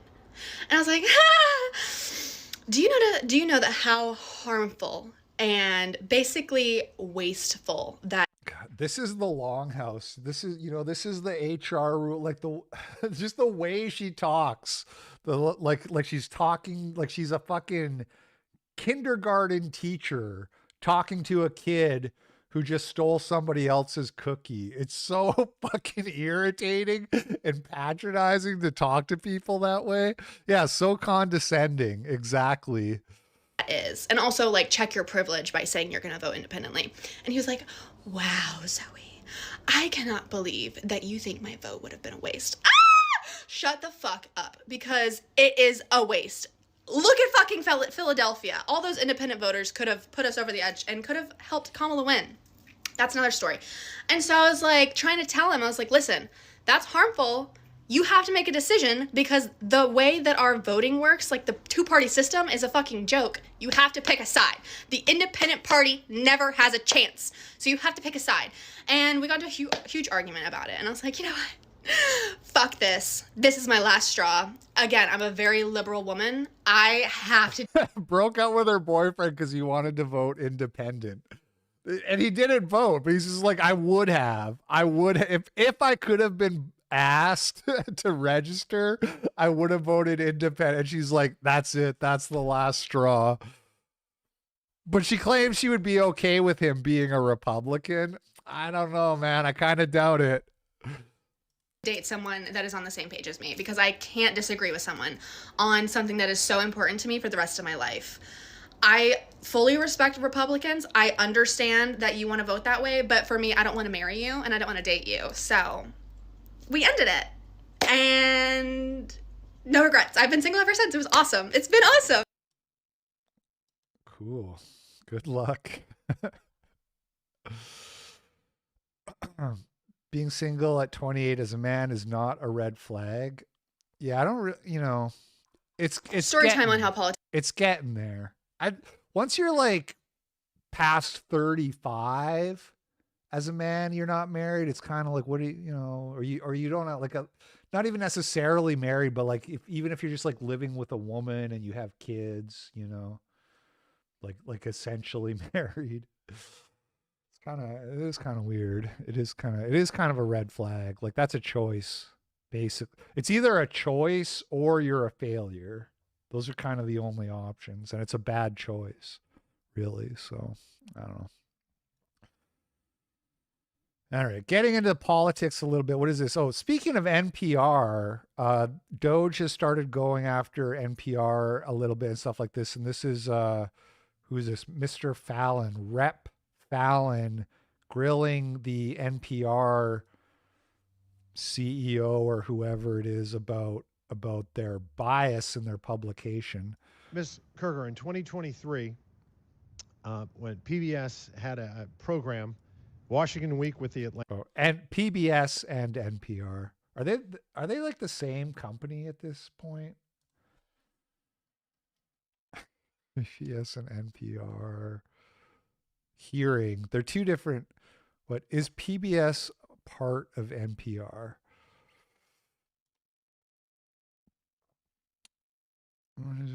Unlike PBS, NPR produces and distributes. All right, so I don't think they're the same. And when President Biden's mental acuity was questioned, one of the reporters claimed the GOP was lying. Another reporter, Jeffrey Goldberg, who's been in the news of late, described Biden as, quote, mentally acute. Were you aware if there were any dissenting opinions on that program that day? I don't know from that day. No, there were not. But fortunately, there was a debate in, I believe, June of 2024, where the American people and the world found out just who was lying. The Democrats, Jeffrey Goldberg, and PBS. Ms. Marr, I'm sure you're aware that Hunter Biden had a laptop. I am, sir, yes. Okay. And there were many stories written about said laptop. Yes, sir. And in 2020, unfortunately, NPR's managing editor for news refused to cover the story, and he branded it a, quote, waste of time, not a real story, and a distraction. And instead, unfortunately, of NPR investigating, they ran a puff piece that led with, experts say attack on Hunter Biden addiction deepens stigma for millions. It's unfortunate that NPR ignored the Hunter Biden laptop story. But y'all did talk quite a bit about the debunked Russia collusion. Do you know how many times NPR interviewed Adam Schiff about Congressman, I would love to say that we actually believe we made a mistake on the Hunter Biden laptop story. And I appreciate that. Thank you. How many times did y'all interview Adam Schiff about the Russia collusion? I'm sorry, I don't have that number. It was 25 times. You know how many times NPR interviewed Chairman of this committee, Oversight Committee, Jamie Comer, about the Biden impeachment inquiry for the Hunter Biden tax evasion and illicit business dealings of the Biden family? I'm sorry, sir, I don't know. I believe that's 0, so it's 25-0. Ms. Kerger, you're aware there's a political spectrum. It goes all the way from the far right to the far left and everywhere. So this is a real problem if you're publicly funded. You can't be publicly funded and have this kind of, and be like a propaganda arm for one of the political parties. This happens like everywhere. It happens in Canada with the CBC. It happens in the UK with the BBC. Although honestly, the BBC is like probably less guilty than NPR and PBS are. It's actually like really bad here in America, this particular issue. So I mean, I totally support all of these things getting gutted. I'm not against art spending. You know, so like in Canada, the CBC, they have like a classical musical station, radio station. Or the CBC, they have like a classical musical radio station that's government funded. And like, I'm not against that, to be honest. I'm okay with some arts funding, but you can't be funding political propaganda with taxpayer dollars. That's crazy. In between. Would it trouble you to hear that for 6 months, there was an analysis done on PBS's NewsHour from June to November of 2023, where they found that far right that term was used 162 times and far left was only used 6 times. Do you find that troubling? I don't know the study that you're referring to, and I'd be very interested in seeing it and understanding how they came up with those numbers. Who is the person in the chat that said would to the PBS CEO? We need to talk. We need to get the horny police over at that guy's house immediately. Research Center did a 6-month analysis, and it's not how do you find it. You either say far right or it's terms. Yeah. They use the term far right 162 times, far left 6 times. That's a 96-4% skew. You're also aware that you covered the GOP and Democratic national conventions in 2024? Yes, we did. Okay. Interestingly, 72% of the coverage of the GOP convention was negative. 88% of the Democratic convention was positive. Shouldn't be surprising when you have anchors like Amna Noat, who described the Republican rhetoric as, quote, outright racism and, quote, echoing white supremacy. Ms. Mayor, NPR, you believe your reporters are fair? You said they're fair and they're working at it. I believe that they work to be every day, sir. They're non-biased. I think he was talking about the NPR lady. Okay. That makes a little more sense. Biased. And yet you have the voter registration issue. I mean, we're all human beings. We're all going to see through the world through a certain lens. And are you aware of any Republicans, any registered Republicans in your newsroom? I couldn't say registered, but I know we have conservatives in our newsroom, yes. Okay, so the recent registration, when it was looked at, 87 Democrats and 0 Republicans registered. I found that very concerning, Yeah, sir. I would. Not even 40 to 30 or 50 to 20, 87 to 0. But it shouldn't be surprising when their own CEO says things like, I'm so done with late-stage capitalism, or calls the President of the United States a deranged racist sociopath, or that America's addicted to white supremacy. So billions have gone into both of your coffers over the last several decades. And I understand why Democrats on this committee are going to viciously and vehemently defend you all, because you become a propaganda wing of the Democratic Party. 67% of your viewers and listeners identify as Democrat, with only 12% conservative, and you become a sandbox for leftist propagandists to frolic on taxpayer dime and no more. And when you said in the beginning you're going to promote a symphony of ideological viewpoints, yeah, you do. If you're left-leaning, far left, or remarkably Marxist, I yield back. Nice. Yeah. Take all their funding. Take it all. Nearly every activist federal judge obstructing the president's agenda has a spouse or child drawing a paycheck from a Democrat-aligned NGO. USAID has been officially shut down, by the way. They're completely shuttered now. Are you surprised at some of the legal efforts and some of the judges that have weighed in? There's about 8 or 10 now of these cases that are at least temporary holds. They're being challenged by the DOJ. Right. Are you surprised by that pushback?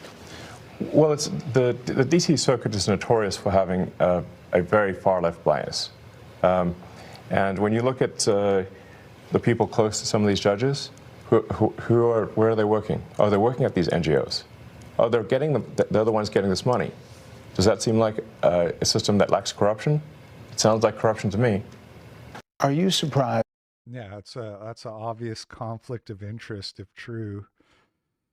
Depending, I guess, on what degree of separation we're talking about. But if it's your wife, that's a conflict of interest. If your wife is working at one of those places. And speaking of Elon Musk, Hassan had his former son, now transgender daughter, on stream to talk shit about him. Oh wow, he's made another company that is single-handedly pushing humanity towards that boy in a band? Don't you That, always? oh my God, not when you colonizing Mars. Colonizing. Hold on. He had a sex scandal too, remember? It's fucking... Everyone has a sex scandal, man. Boy in a band, Elon Musk. The guy who is saving the world. So this is from 10 years ago, I think is what they're watching. And then, yeah, like I was saying, this guy had a sex scandal a couple years ago.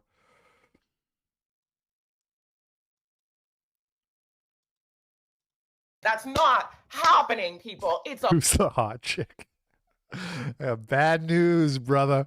a marketing scheme.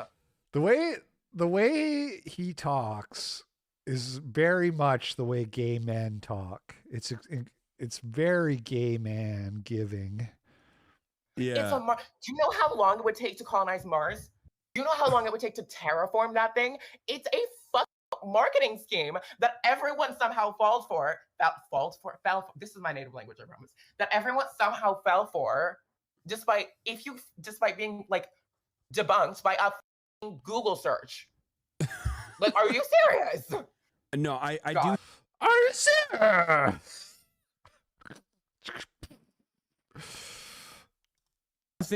I do think that we are progressively getting dumber and dumber as a society. Is one of the things that I yell about quite a bit. But this was, I mean, you're nailing a lot of the reasons why I was always initially annoyed with Elon Musk from the jump. Hard watch, to be honest. Very uncomfortable watching somebody with this many issues. Because of all of this stuff, where it was like, this is not happening. Like, I remember having these conversations with like, and what the fuck are they even talking about, man? They're just like rambling. They're not saying anything, but all I can think about is like somebody said, is this person methed out? Like, that's all I could do is like look at the mannerisms and be like, what is going on? Is it just the autism? Is that what it is? The donut media guys were like car guys, right? And I was like, on paper, I'm supposed to love this person because like, this is supposed to be like a green energy focused person who, but he's not. Exactly. I'm saying like on paper, he's supposed to be like leading the charge on renewable energy and electric vehicles and yet, you know, he's such a fucking douchebag. 10 years? 10 years that facade worked? God. Yeah, No, but I mean, okay, so but all of these lies, though, it still seems something just very fucked about going on a big stream to talk shit about your dad. I mean, any stream or any show or any whatever. But you know what I mean? Like that's your dad, bro. That's your fucking dad, dude.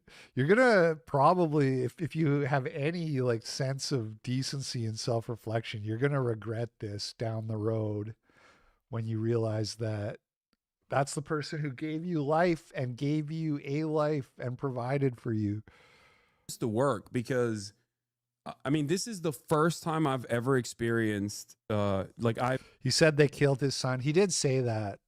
Does that count as a disowning? I guess it sort of does, right?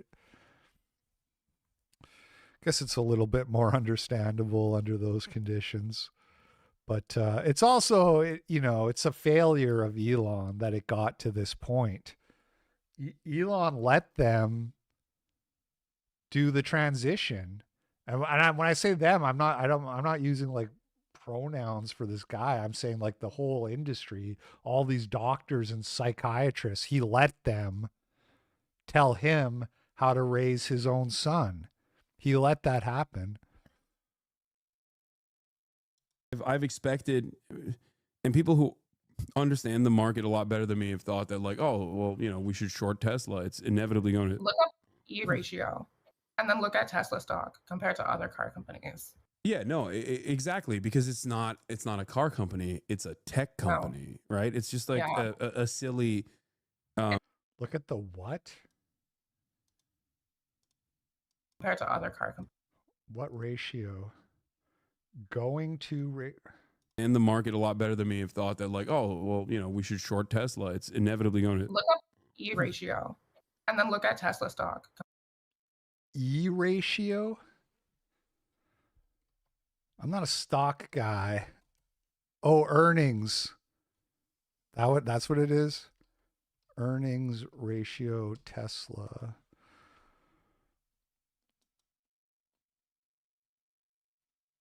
What means 126? What about GM? They're a car company, right?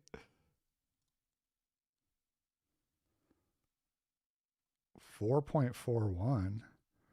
Well, is a low ratio better?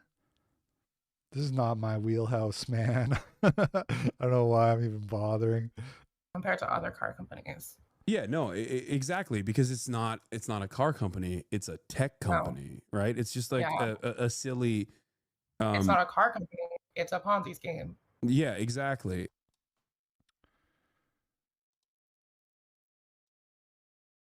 So that's cool. President Trump, in response to the Hassan Piker stream with Elon's son, issued this statement. No matter how many surgeries you have or chemicals you inject, if you're born with male DNA in every cell of your body, you can never become a woman. You're not going to be a woman. You will never be a woman. And that's why last month I proudly signed a historic executive order to ban men from competing in women's sports, and it was very popular and very...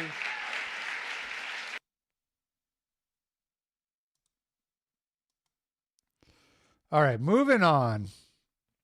This is a video I posted to my locals February 2023, right? So over 2 years ago.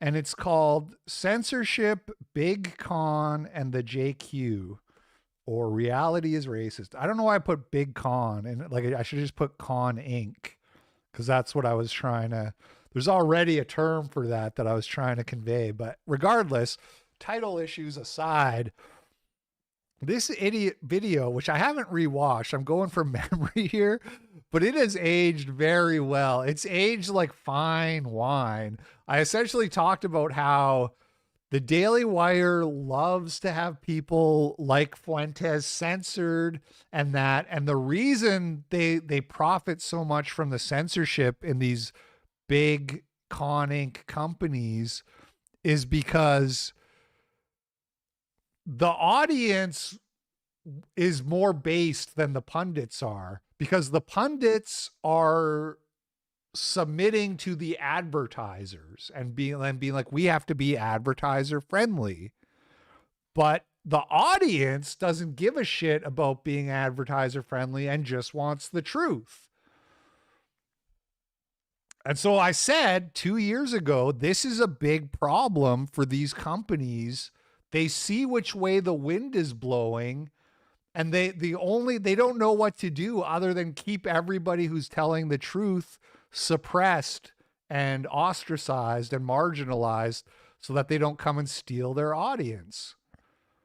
And so what you've been seeing now is shit like Steven Crowder signaling JQ shit, just dipping his toe in the water. He did that. We talked about it. He did the JFK meme where it's like the censored happy merchant. He posted that last week. Now he's doing streams where he's talking about AIPAC and how he doesn't like AIPAC. Now, here's the first claim I'm going to address, and this will get me sideways with conservative nonprofits who support Israel no matter what at every single point, including AIPAC, that AIPAC is a very conservative organization. AIPAC's election war chest, financed by major donors, including several Republican billionaires and key GOP funders, has started imposing expensive consequences for lawmakers who express criticism of the U.S.'s unwavering support for Israel. Okay, here's the truth. AIPAC donates significantly more to Democrats than Republicans. They do donate a lot to Republicans. Again, their only qualifier is, do you support Israel, period. That is not an American ideal as far as policy. They give more to Democrats. So in 2024, Democrat candidates received from AIPAC, to give you an idea, $19.1 million. I believe this is a total of congressional and Senate candidates. Republicans, $15.7 million. The average contribution on a candidate-by-candidate basis for Democrats, $117,000. For Republicans, $66,000. So almost twice given to individual Democrats, to be clear. Let me give you some examples, by the way. And this is, look, I'm a Christian, and I sat in an evangelical church where, yeah, it was always support Israel. And by the way, of course, as Christians, we do believe that they have the right to exist to that land. Fine, but I'm separating that here. To exist, I guess, to that land? It's complicated. It's a lot more complicated. I didn't realize just how corrosive it was to have such a large organization supporting awful people who seek the destruction of your country. And here's the thing, that has nothing to do with Jews. For example, AIPAC gave okay.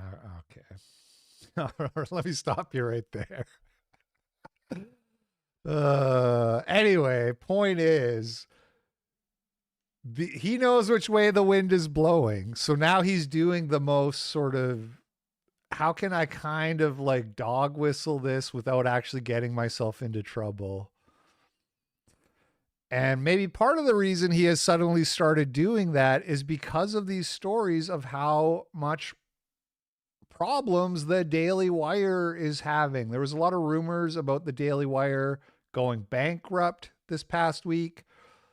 That may be exaggerated, but what is real is that Jeremy Boring stepped down, and now Alyssa Cordova, the vice president of public relations, has stepped down. This guy, James Lee, he says the Daily Wire just fired Alyssa Cordova, not stepped down, fired. According to sources, she was Jeremy's minion. One was responsible for crafting the company's aggressive and paranoid social media strategy. Cordova allegedly stalked former employees online, kept folders of clipped videos of their enemies, helped wage internal vendettas against the guise of PR. One source, the disaster of their PR strategy over the last few years was cooked up between Jeremy and Alyssa. By the way, this reminds me, I talked about influencables, whatever it is, that company at the start of the show. And something I forgot to mention, I just remembered.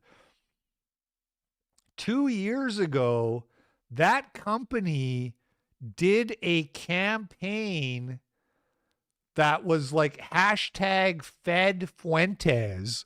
And it was to put out all the talking points about Nick Fuentes being a Fed because he wasn't arrested on J6. I didn't even know this, but Fuentes tweeted about it. I don't know if I can find it. Influenceable. What is it? Influence. Does that work?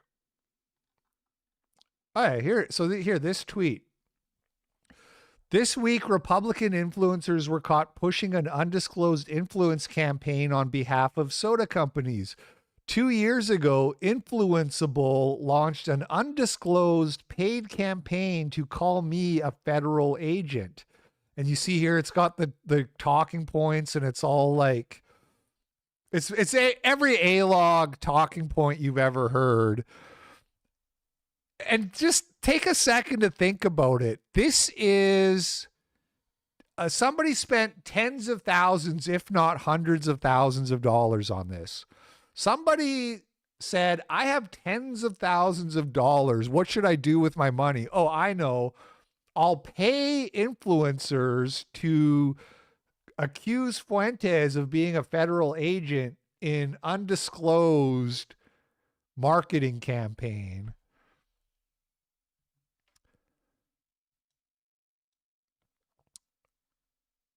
So it just made me think of that because this is, you read here what they're doing. Stalked former employees online, kept folders of clipped videos. So in other words, she has a folder of clips of you saying things that look bad that she can pull out to discredit you or hurt you if she needs to. This is how these people operate.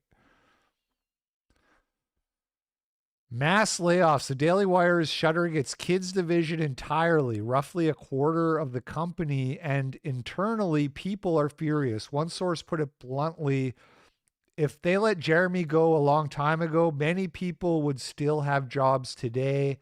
Everyone knows it. With a quarter of the company gone and its core leadership in flames, the big question now is what happens to the people still there? Everybody waiting for Matt Walsh and Michael Knowles to leave, like rats on a sinking ship. I like those guys. I'm just saying it would be kind of rat-like behavior to leave right now. And I do want them to leave. I'm just saying. John Root says, not sure if these reports and accusations are true, but I did have one interaction with Alyssa Cordova and it was not good. It was after I shared my public disappointment about the Daily Wire releasing a sports show called Breakaways, copying the name of my show at TPUSA called Breakaway. After my sports show Breakaway had been established for about a year, Daily Wire released a sports show called Breakaways, where they interviewed multiple players who I had already chatted with on my show for their own courageous stances in sports COVID era.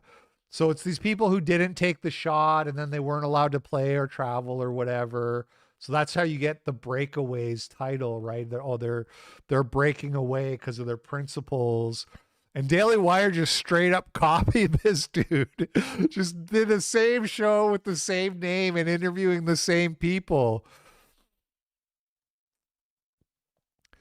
So this guy says, after the release of the Breakaways trailer, I shared a tweet and an Instagram reel sharing my disappointment that another conservative outlet who was well aware of my show because I had Jake Crane, the host of their daily sports show Crane and Company, on my show previously, could be so careless.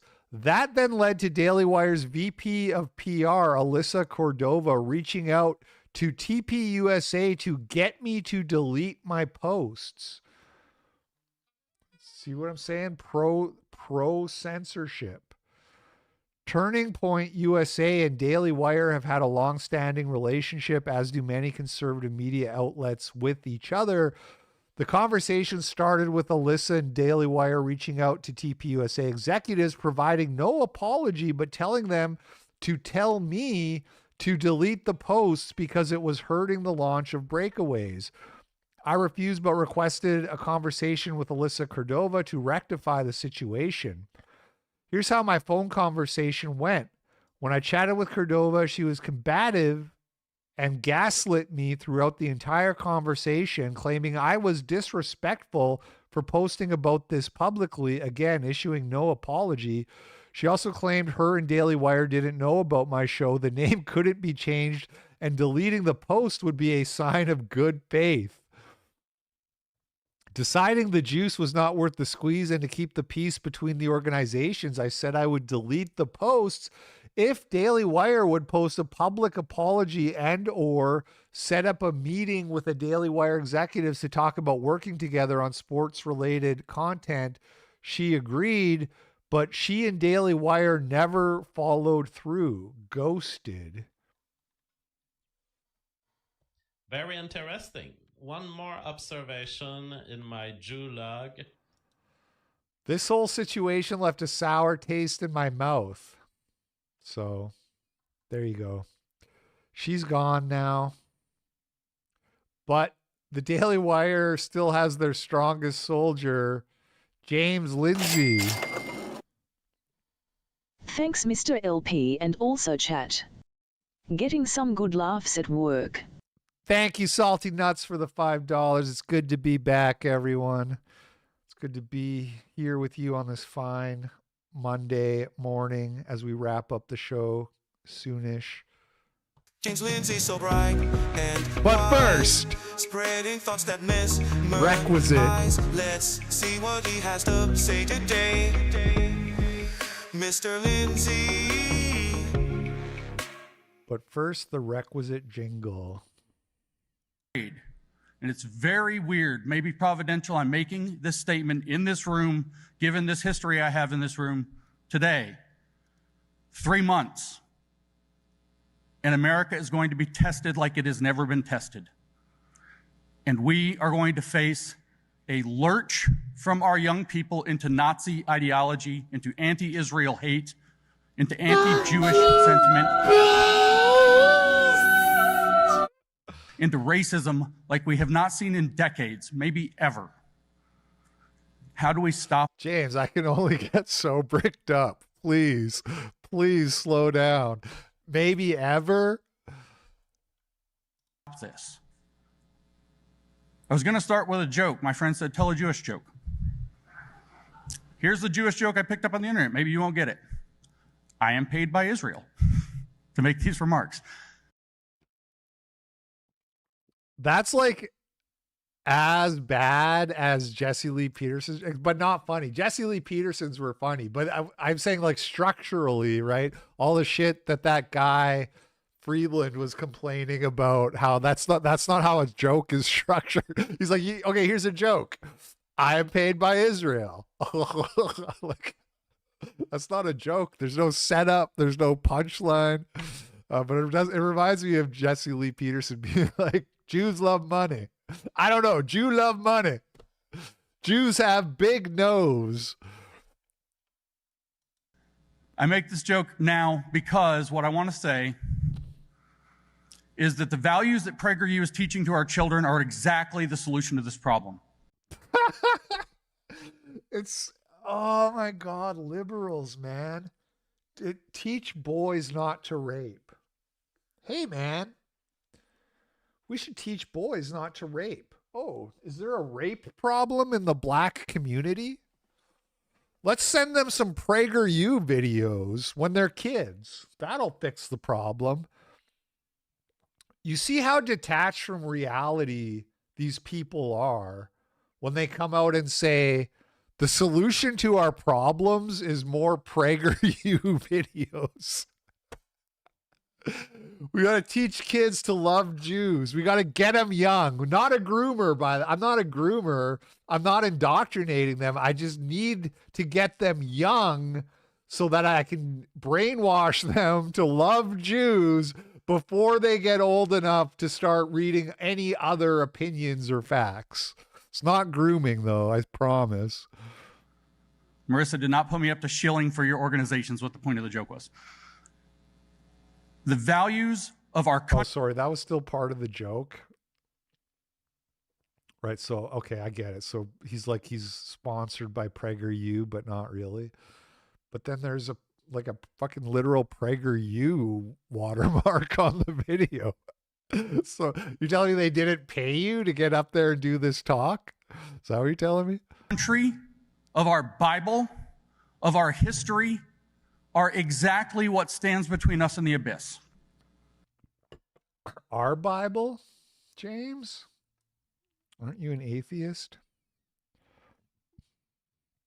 What's the deal with racist? So it wasn't in that clip, but there's this, he talks about being on Instagram and seeing a lot of racism, and people started memeing on it, like this one here from Wurzelroot. About every third thing, and I have no idea why. I don't click on this stuff. About every third thing I get is a racist joke. About every third thing on my Instagram feed is a racist joke right now. Used to be. Man, imagine if he just was like, he pauses and then he's like, those are rookie numbers, people. We can get that up to 4 out of 5. Let's go. Dancing girls. Bring back the hot chicks. Bring back the hot chicks. It's just literal, just Coomer appeals and blank slate appeals. Just total shit lib worldview. Hey guys, what if I just, hey, don't think about race. Think about hot chicks. Hey kids, watch this video about how awesome Israel is. What a joke. Woke right origin story. Experience is like. My algorithm is really interesting. About every third thing, and I have no idea why. I don't click on this stuff. About every third thing I get is a racist joke. About every third thing on my Instagram feed is a racist joke. He says that like he's about to start crying. What is happening? 1 out of 3. Do you not get it? Right now. Used to be dancing girls. Bring back the hot chicks. Experience.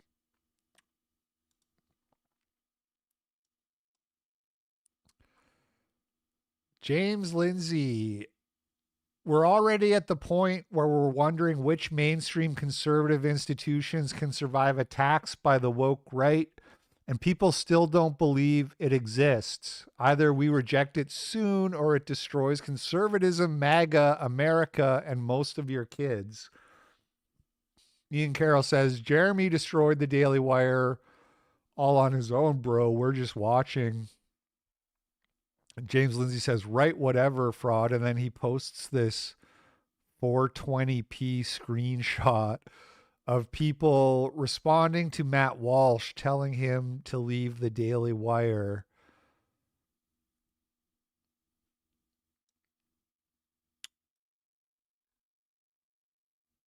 Which is weird because Matt Walsh is still at the Daily Wire.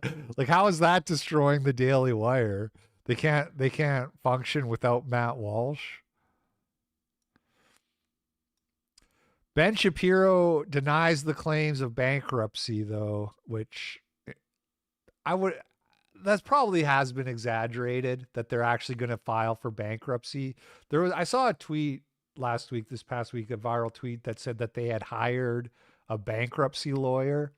I don't know if that's true, but I kind of doubt that they're actually going to shut down or anything like that. Oh, we're in serious trouble. Oh no, everything is bullshit. I mean, as somebody who looks at the balance sheet, I can tell you that is certainly not the case. And we are healthy, we are growing, we are thriving, and we have extremely. Well, are they growing though? If they're actually shuttering their children's department and laying off a quarter of the employees? I do think like the fact that they got into like making movies and TV shows and shit, that's probably like a riskier business for their business model, right? Because it's so expensive to make that stuff. And the stuff they make sucks, unfortunately. I'm still going to give the Pendragon shit a chance, but like, remember that the cartoon about the teacher, the woodshop teacher? Did that get canceled yet or what? Daily Wire. Was that even there? So there was Mr. Burcham. Yeah. The Daily Wire's terrible anti-woke cartoon.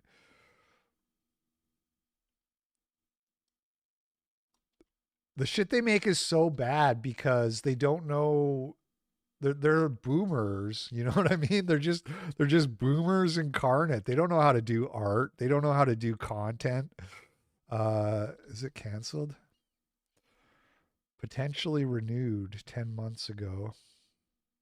March 1st, Mr. Burcham seemingly quietly canceled after only one season. Adam Carolla's cancel culture cartoon canceled one of its stars. Anyway, there's people in the dissident right who are artistic, who have good ideas for making shows and movies. And if Daily Wire was cool, they would hire some of those people and make some shit that's actually interesting. Anyway. Candace has taken off the gloves. To speak out, or oh my gosh, 27,000 articles are going to be written. You're all frauds. Yeah, they need to hire Murdoch. Exactly. You are all frauds. And you're going to get exposed. I'm telling you, one by one, you're going to get exposed because you're pissing me off now, okay? I spent all of 2024 having to fight you guys. You're like disgusting little goblins. You operate all in the dark. You lie. It's you lie like some people breathe, genuinely. These people lie like I breathe. It's just natural. It's just like their lungs expand and you lie like a Jew. A lie comes out. And there's a network of them, and Meghan McCain and Ben Dominic have been a part of that network forever, okay? Everyone knows who these neocons are. who want to keep Americans drummed up, go to war. These people who can't fight the wars, they cry when someone points out accurately that they're clinically obese. They can't fight the wars, but your sons and daughters better fight the wars, guys. God forbid you have a person on a platform telling you, no, this is stupid. We don't need to be involved in Bibi Netanyahu's Middle East BS and expansion policies. Okay, they don't have the people, so they want you to be the people that go die for it and are trying to marry you to those ideas in the classroom, on podcasts, via the media. And because their relationship and your trust in the media has been fractured, they now have to work on trying to fracture your trust in people like me and Tucker Carlson. This is the new vibe. He sounds like an Iranian propagandist when he says don't die in Iran. When he says... By the way, everybody says that we're gearing up for war with Iran. I'm not going to lie. I've been kind of like tapped out of politics for the last week, so I don't know where we're really at with that, but hopefully it's just being exaggerated and that's not really going to happen.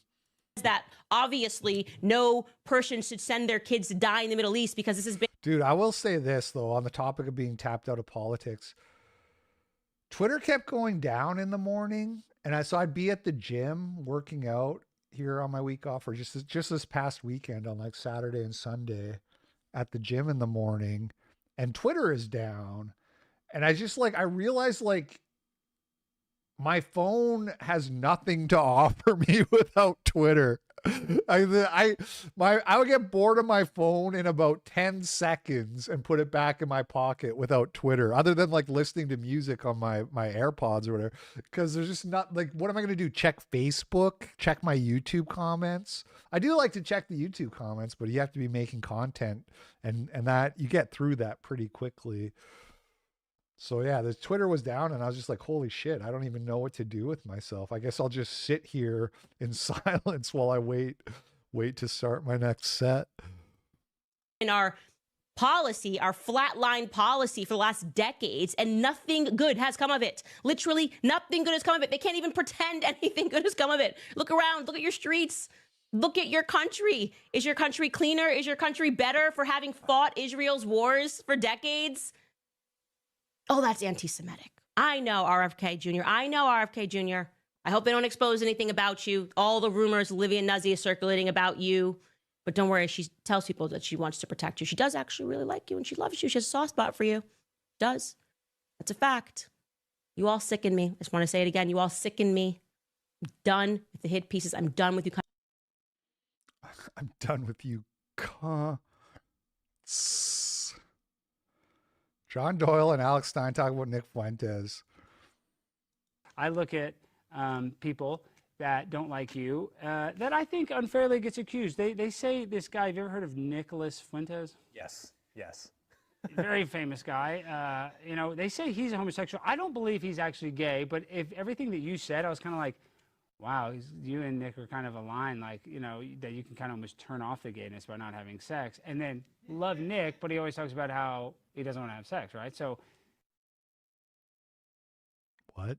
Yeah, I mean, he said a lot of stuff on his stream, sort of, you know, calling back to his experiences of growing up that maybe you could square with some of the literature that I described, but I'm not interested in getting into a shit-flinging comment. No, we don't. We let Nick. See, you can tell John Doyle's like, oh, why are you doing this to me? This is what Alex does. If you go on Alex's show, you have to be prepared for this. Remember he brought on Josie and then he ambushed her with Bryson when she had told him she didn't want to talk to Bryson and that. So you really have no one to blame for yourself if you go on his show. He's gonna make you uncomfortable. Fuentes, if we could be friends, I'd like to be your friend. You should have him on the show. Yeah, right. That would never happen. That would cost me a lot of. He already cost me a lot of opportunities. And listen, even if you don't agree with Nick's viewpoints. Yeah, this show is on the Blaze, so he's not allowed to have Nick on the show. I think Nick is one of the most talented broadcasters. I hate to say that. I mean, I'm not saying that in a bad way. I know people don't like to hear me say that, but I think the guy's fucking hilarious. But you can't even associate with him because he has that negative connotation. But then last thing we'll talk. Matan's show. I guess. I don't know. About Nick. And I don't think this either. I don't know. I can't believe I'm defending Nick. That kid is funny. That Matan kid. He's funny. Which always seemed like A lot of people, they feel an incentive to do that because it's a way of like flashing the I believe in free speech membership. That's is another reason why I like, dude, I'm just saying, you just kind of nailed it. It's not even that I agree with Nick. I disagree with him wholeheartedly on a lot of stuff, but I don't like the idea that he's a bad boy, he's off limits. So it makes me empathetic. No one actually believes that, though. People have That is true. People have conversations with him all the time. He self-brands as the most canceled man in America, and I get why he has to do that. But the reason nobody associates with him is because It's funny because now Doyle is being like, oh no, actually, like that's all hype. And I'm not a Doyle hater. I know I know Groypers hate this kid. I kind of like Doyle, you know, I'm not, so I don't, but he's sitting here, he's saying, you know, oh yeah, no, you can talk to Fuentes, nothing happens. But this is like immediately after he sort of jokingly said, oh, you should have Nick on your show. Like he said that with a kind of like a sly tongue-in-cheek, like it'll fuck you over basically if you do that. And Alex Stein was immediately like, no, I can't have Nick on a show. It would like ruin my career. And now like 2 seconds later, Doyle's like, nah, anybody can talk to Nick if they want to. he burns every bridge he's ever had, myself included. I mean, pretty much anybody who you talk to has had some bad experience with him. And so that's really the truth behind that. And so like people like yourself will say, see, I disagree with him, but I agree that we should be able to talk to him. Nobody disagrees that you should be able to talk to him. I mean, maybe, you know, Ben Shapiro's not going to have him on his show anytime soon, but the reason that guy is like persona non grata is because he treats people like shit. And everybody knows that. Everybody who's associated with him from his days back in, I don't know, 2017 to presently has had that experience with him. To where, I mean, whether it's his top guys, his top capos or whatever. Yeah, I know, they did go after him. I just see a guy like Nick, and I just, it's like you, John. You are very talented. You're a very young man, and it's hard to be actually young and sound smart and care. Nick hits those. You hit those. Alex Rosen's really young, even though he looks older. Like he's grinding. Yeah, Alex Rosen is 26. That's crazy. He got arrested or something too. I don't know what the story is there. I haven't followed it. So I see young people, and I feel like he could be so much more successful if he would color within the lines a little bit, but he doesn't want to do that. And, you know, it is what it is. I don't know. I think that he's pretty much become exactly what he was supposed to be, with like the sort of like mixture of, you know, provocation, e-drama, stuff like that. Like I left a... Is John upset at how Jaden McNeil was? I don't know. I think John was treated badly, and he's probably upset by that. Like anybody who knows what it's like to get on the wrong side of the Groypers knows that it's not a pleasant experience. But I will say, fuck Jaden McNeil. I didn't know anything about the guy. I didn't have a problem with him or care about him till he went out and slandered me in public, falsely claiming that I defended Ali Akbar or whatever his name is. So fuck fuck Jaden McNeil. Fuck that guy. A group chat. I left a group chat that everybody was in on Instagram, and for the last 3 years, he's done nothing on his show but bitch about me. Just because of the group chat? That's what started the heat? Every member of my immediate family, he spread lies about, and so you should have him on the show. You should bring him to... No, he's not allowed on this show. Nick Fuentes is not allowed on this show. That would cause me a lot of problems. But, listen, whether you like Nick or not, I do agree with his right of free speech, and I think that's one of the reasons why, is you kind of did nail it, why I do try to, you know, at least be empathetic to Nick, because I don't like that he does get censored, but I guess you say that he doesn't get censored. I feel like he kind of does. He could be, you know, one of the biggest broadcasters, right? You don't think that he could be one of the biggest guys out there if he was more Shapiro-esque and less Kanye West? He could. I mean, he would have to have more discipline with his messaging, I think, in order to like reach that level. I mean, he's sort of doing his own thing, and he's big in his own way with like the Kanye West collaboration. He does streams with, you know, these various like red pill streamers and stuff like that. So he's become like an influencer, but I think that in the process of that, he's kind of abandoned his political ambitions or his political project. I think that's fair. I don't think he could ever. I think that's kind of true too, to be honest. I talked about this with the AFPAC stuff, but you see how he kind of peaked with AFPAC 3, and now it's gotten less sort of mainstream political. Speaking of which, we should be getting announcements soon about what's going on this summer with AFPAC. I haven't heard anything yet, but I haven't checked also, but we're getting to like kind of, it's usually like, I'm pretty sure it's usually like in April where they start announcing stuff. never be taken as a serious political candidate. But once you actually kind of get into politics, you realize, dude, I don't know if I want to be a politician. So you saw this picture. Can you give me a full screen? This is, so Nick painted this picture outside of Kanye West's studio. Did he actually? Yeah, Nick, they tweeted about it. So I know they put it up there, but did he? Nick and them were laughing, and they were doing this together. They were with the artist. I believe he commissioned the artist. And that's pretty wild, because if you look at that, that looks like a Palestinian bakery or something back there, a little tailor. And then just a big swastika, just a 6-foot tall swastika. And that is, listen, that is a repulsive symbol. That's horrible. I don't like that he did that. But it's an ancient Tibetan symbol. What are you talking about? Are you Tibetan? I could be. Still kind of funny in a weird way, right? I mean, yeah, you know, it's funny that a black guy painted a swastika on the side of a building, I guess.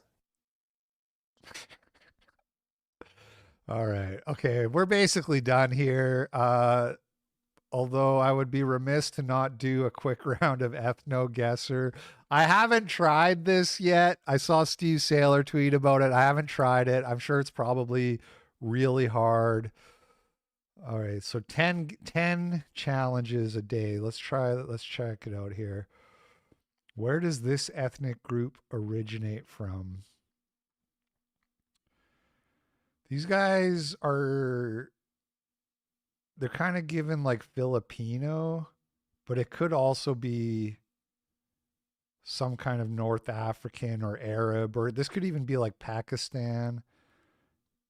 I'm going to go with my initial gut, which is somewhere around here. Confirm. Womp, womp, womp.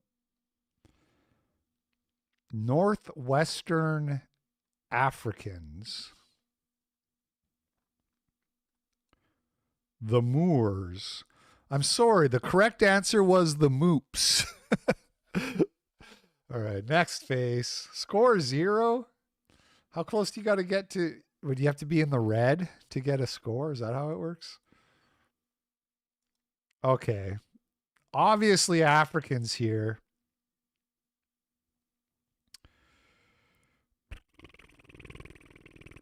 So it's kind of hard. They're kind of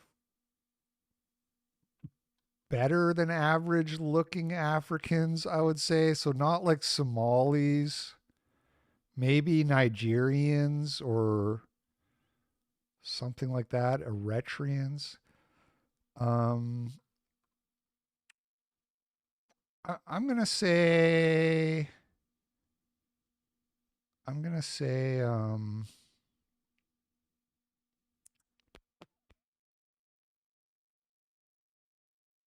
somewhere around here. No, they got to be more south, right?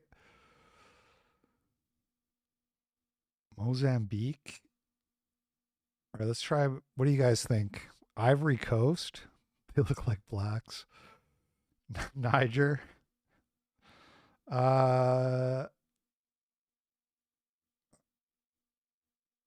Boom. Confirm. Ah, son of a bitch. Who said Ivory Coast? That's like right around here, isn't it? All right, next face. Oof. This is a hard one. These could be like Aborigines, Asians. Fuck, man, this is hard. Where South Americans? I'm thinking South American.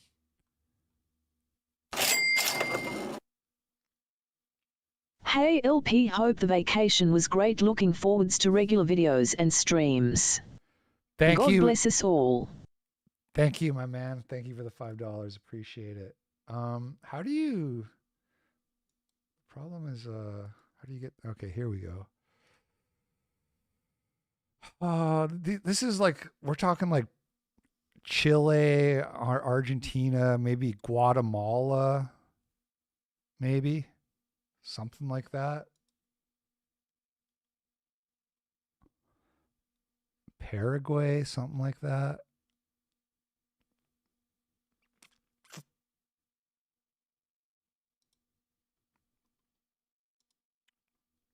Oh, so close. I said Chile first. And they're right next to Chile in Bolivia. I did get some points for that one. I did get some points. I'm already ahead of the average score, and I got like 6 more guesses, so maybe not so bad after all. Okay, these ones are more Asian. Now I'm thinking Indonesia. Yeah.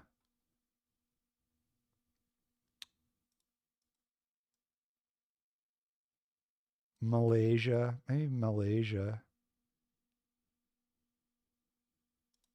One of these, what do they call it? Pacific Islanders. So, oh, what? Kyrgyzstan and Mongolia. Okay. Big miss. All right, I'm just going to go quicker here. Nigeria. Damn. Next. Bruh. Madagascar. I don't know. Ugh. Okay. That's Papua New Guinea. Fuck! No points for that? Come on. The spaces are too small, man. Like, I'm right in the right part of the world there. Fuck, I should have got that one bang on. That sucks.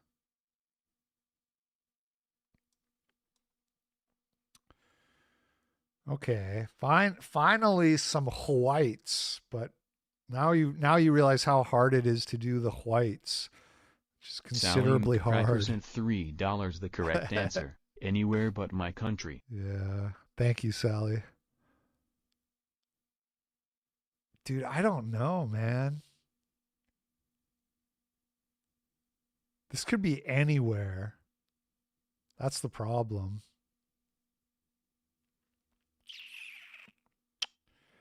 What do you guys think? Ireland, Finland, Dutch, English. Yeah, it could be anywhere, man. White people look the same, kind of. They are Dutch. Switzerland. All right, so we're thinking Denmark. Is that what we're thinking?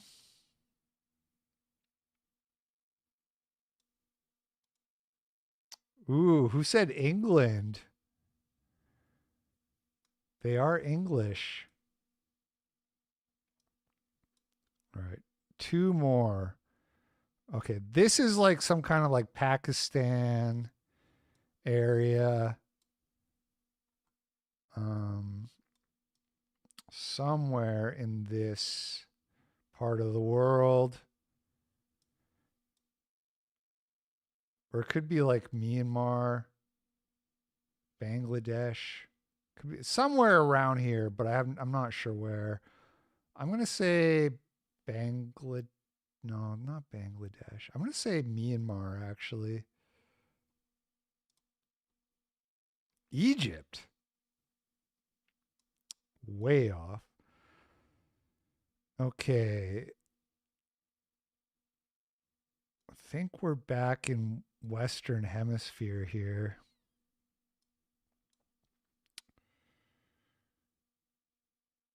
They look like Eskimos. That's what they look like. I'm going to go way up north here. Somewhere up in the north here. Not that high though.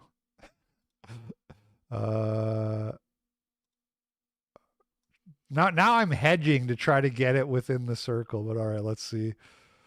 Oof. What? South Americans, huh? Right next to Chile again. All right. Well, you scored an average of 983. Oh, that's my average it was showing, not the actual average. Your best round was round 8 with 3,000 points for guessing Anglo-Saxon.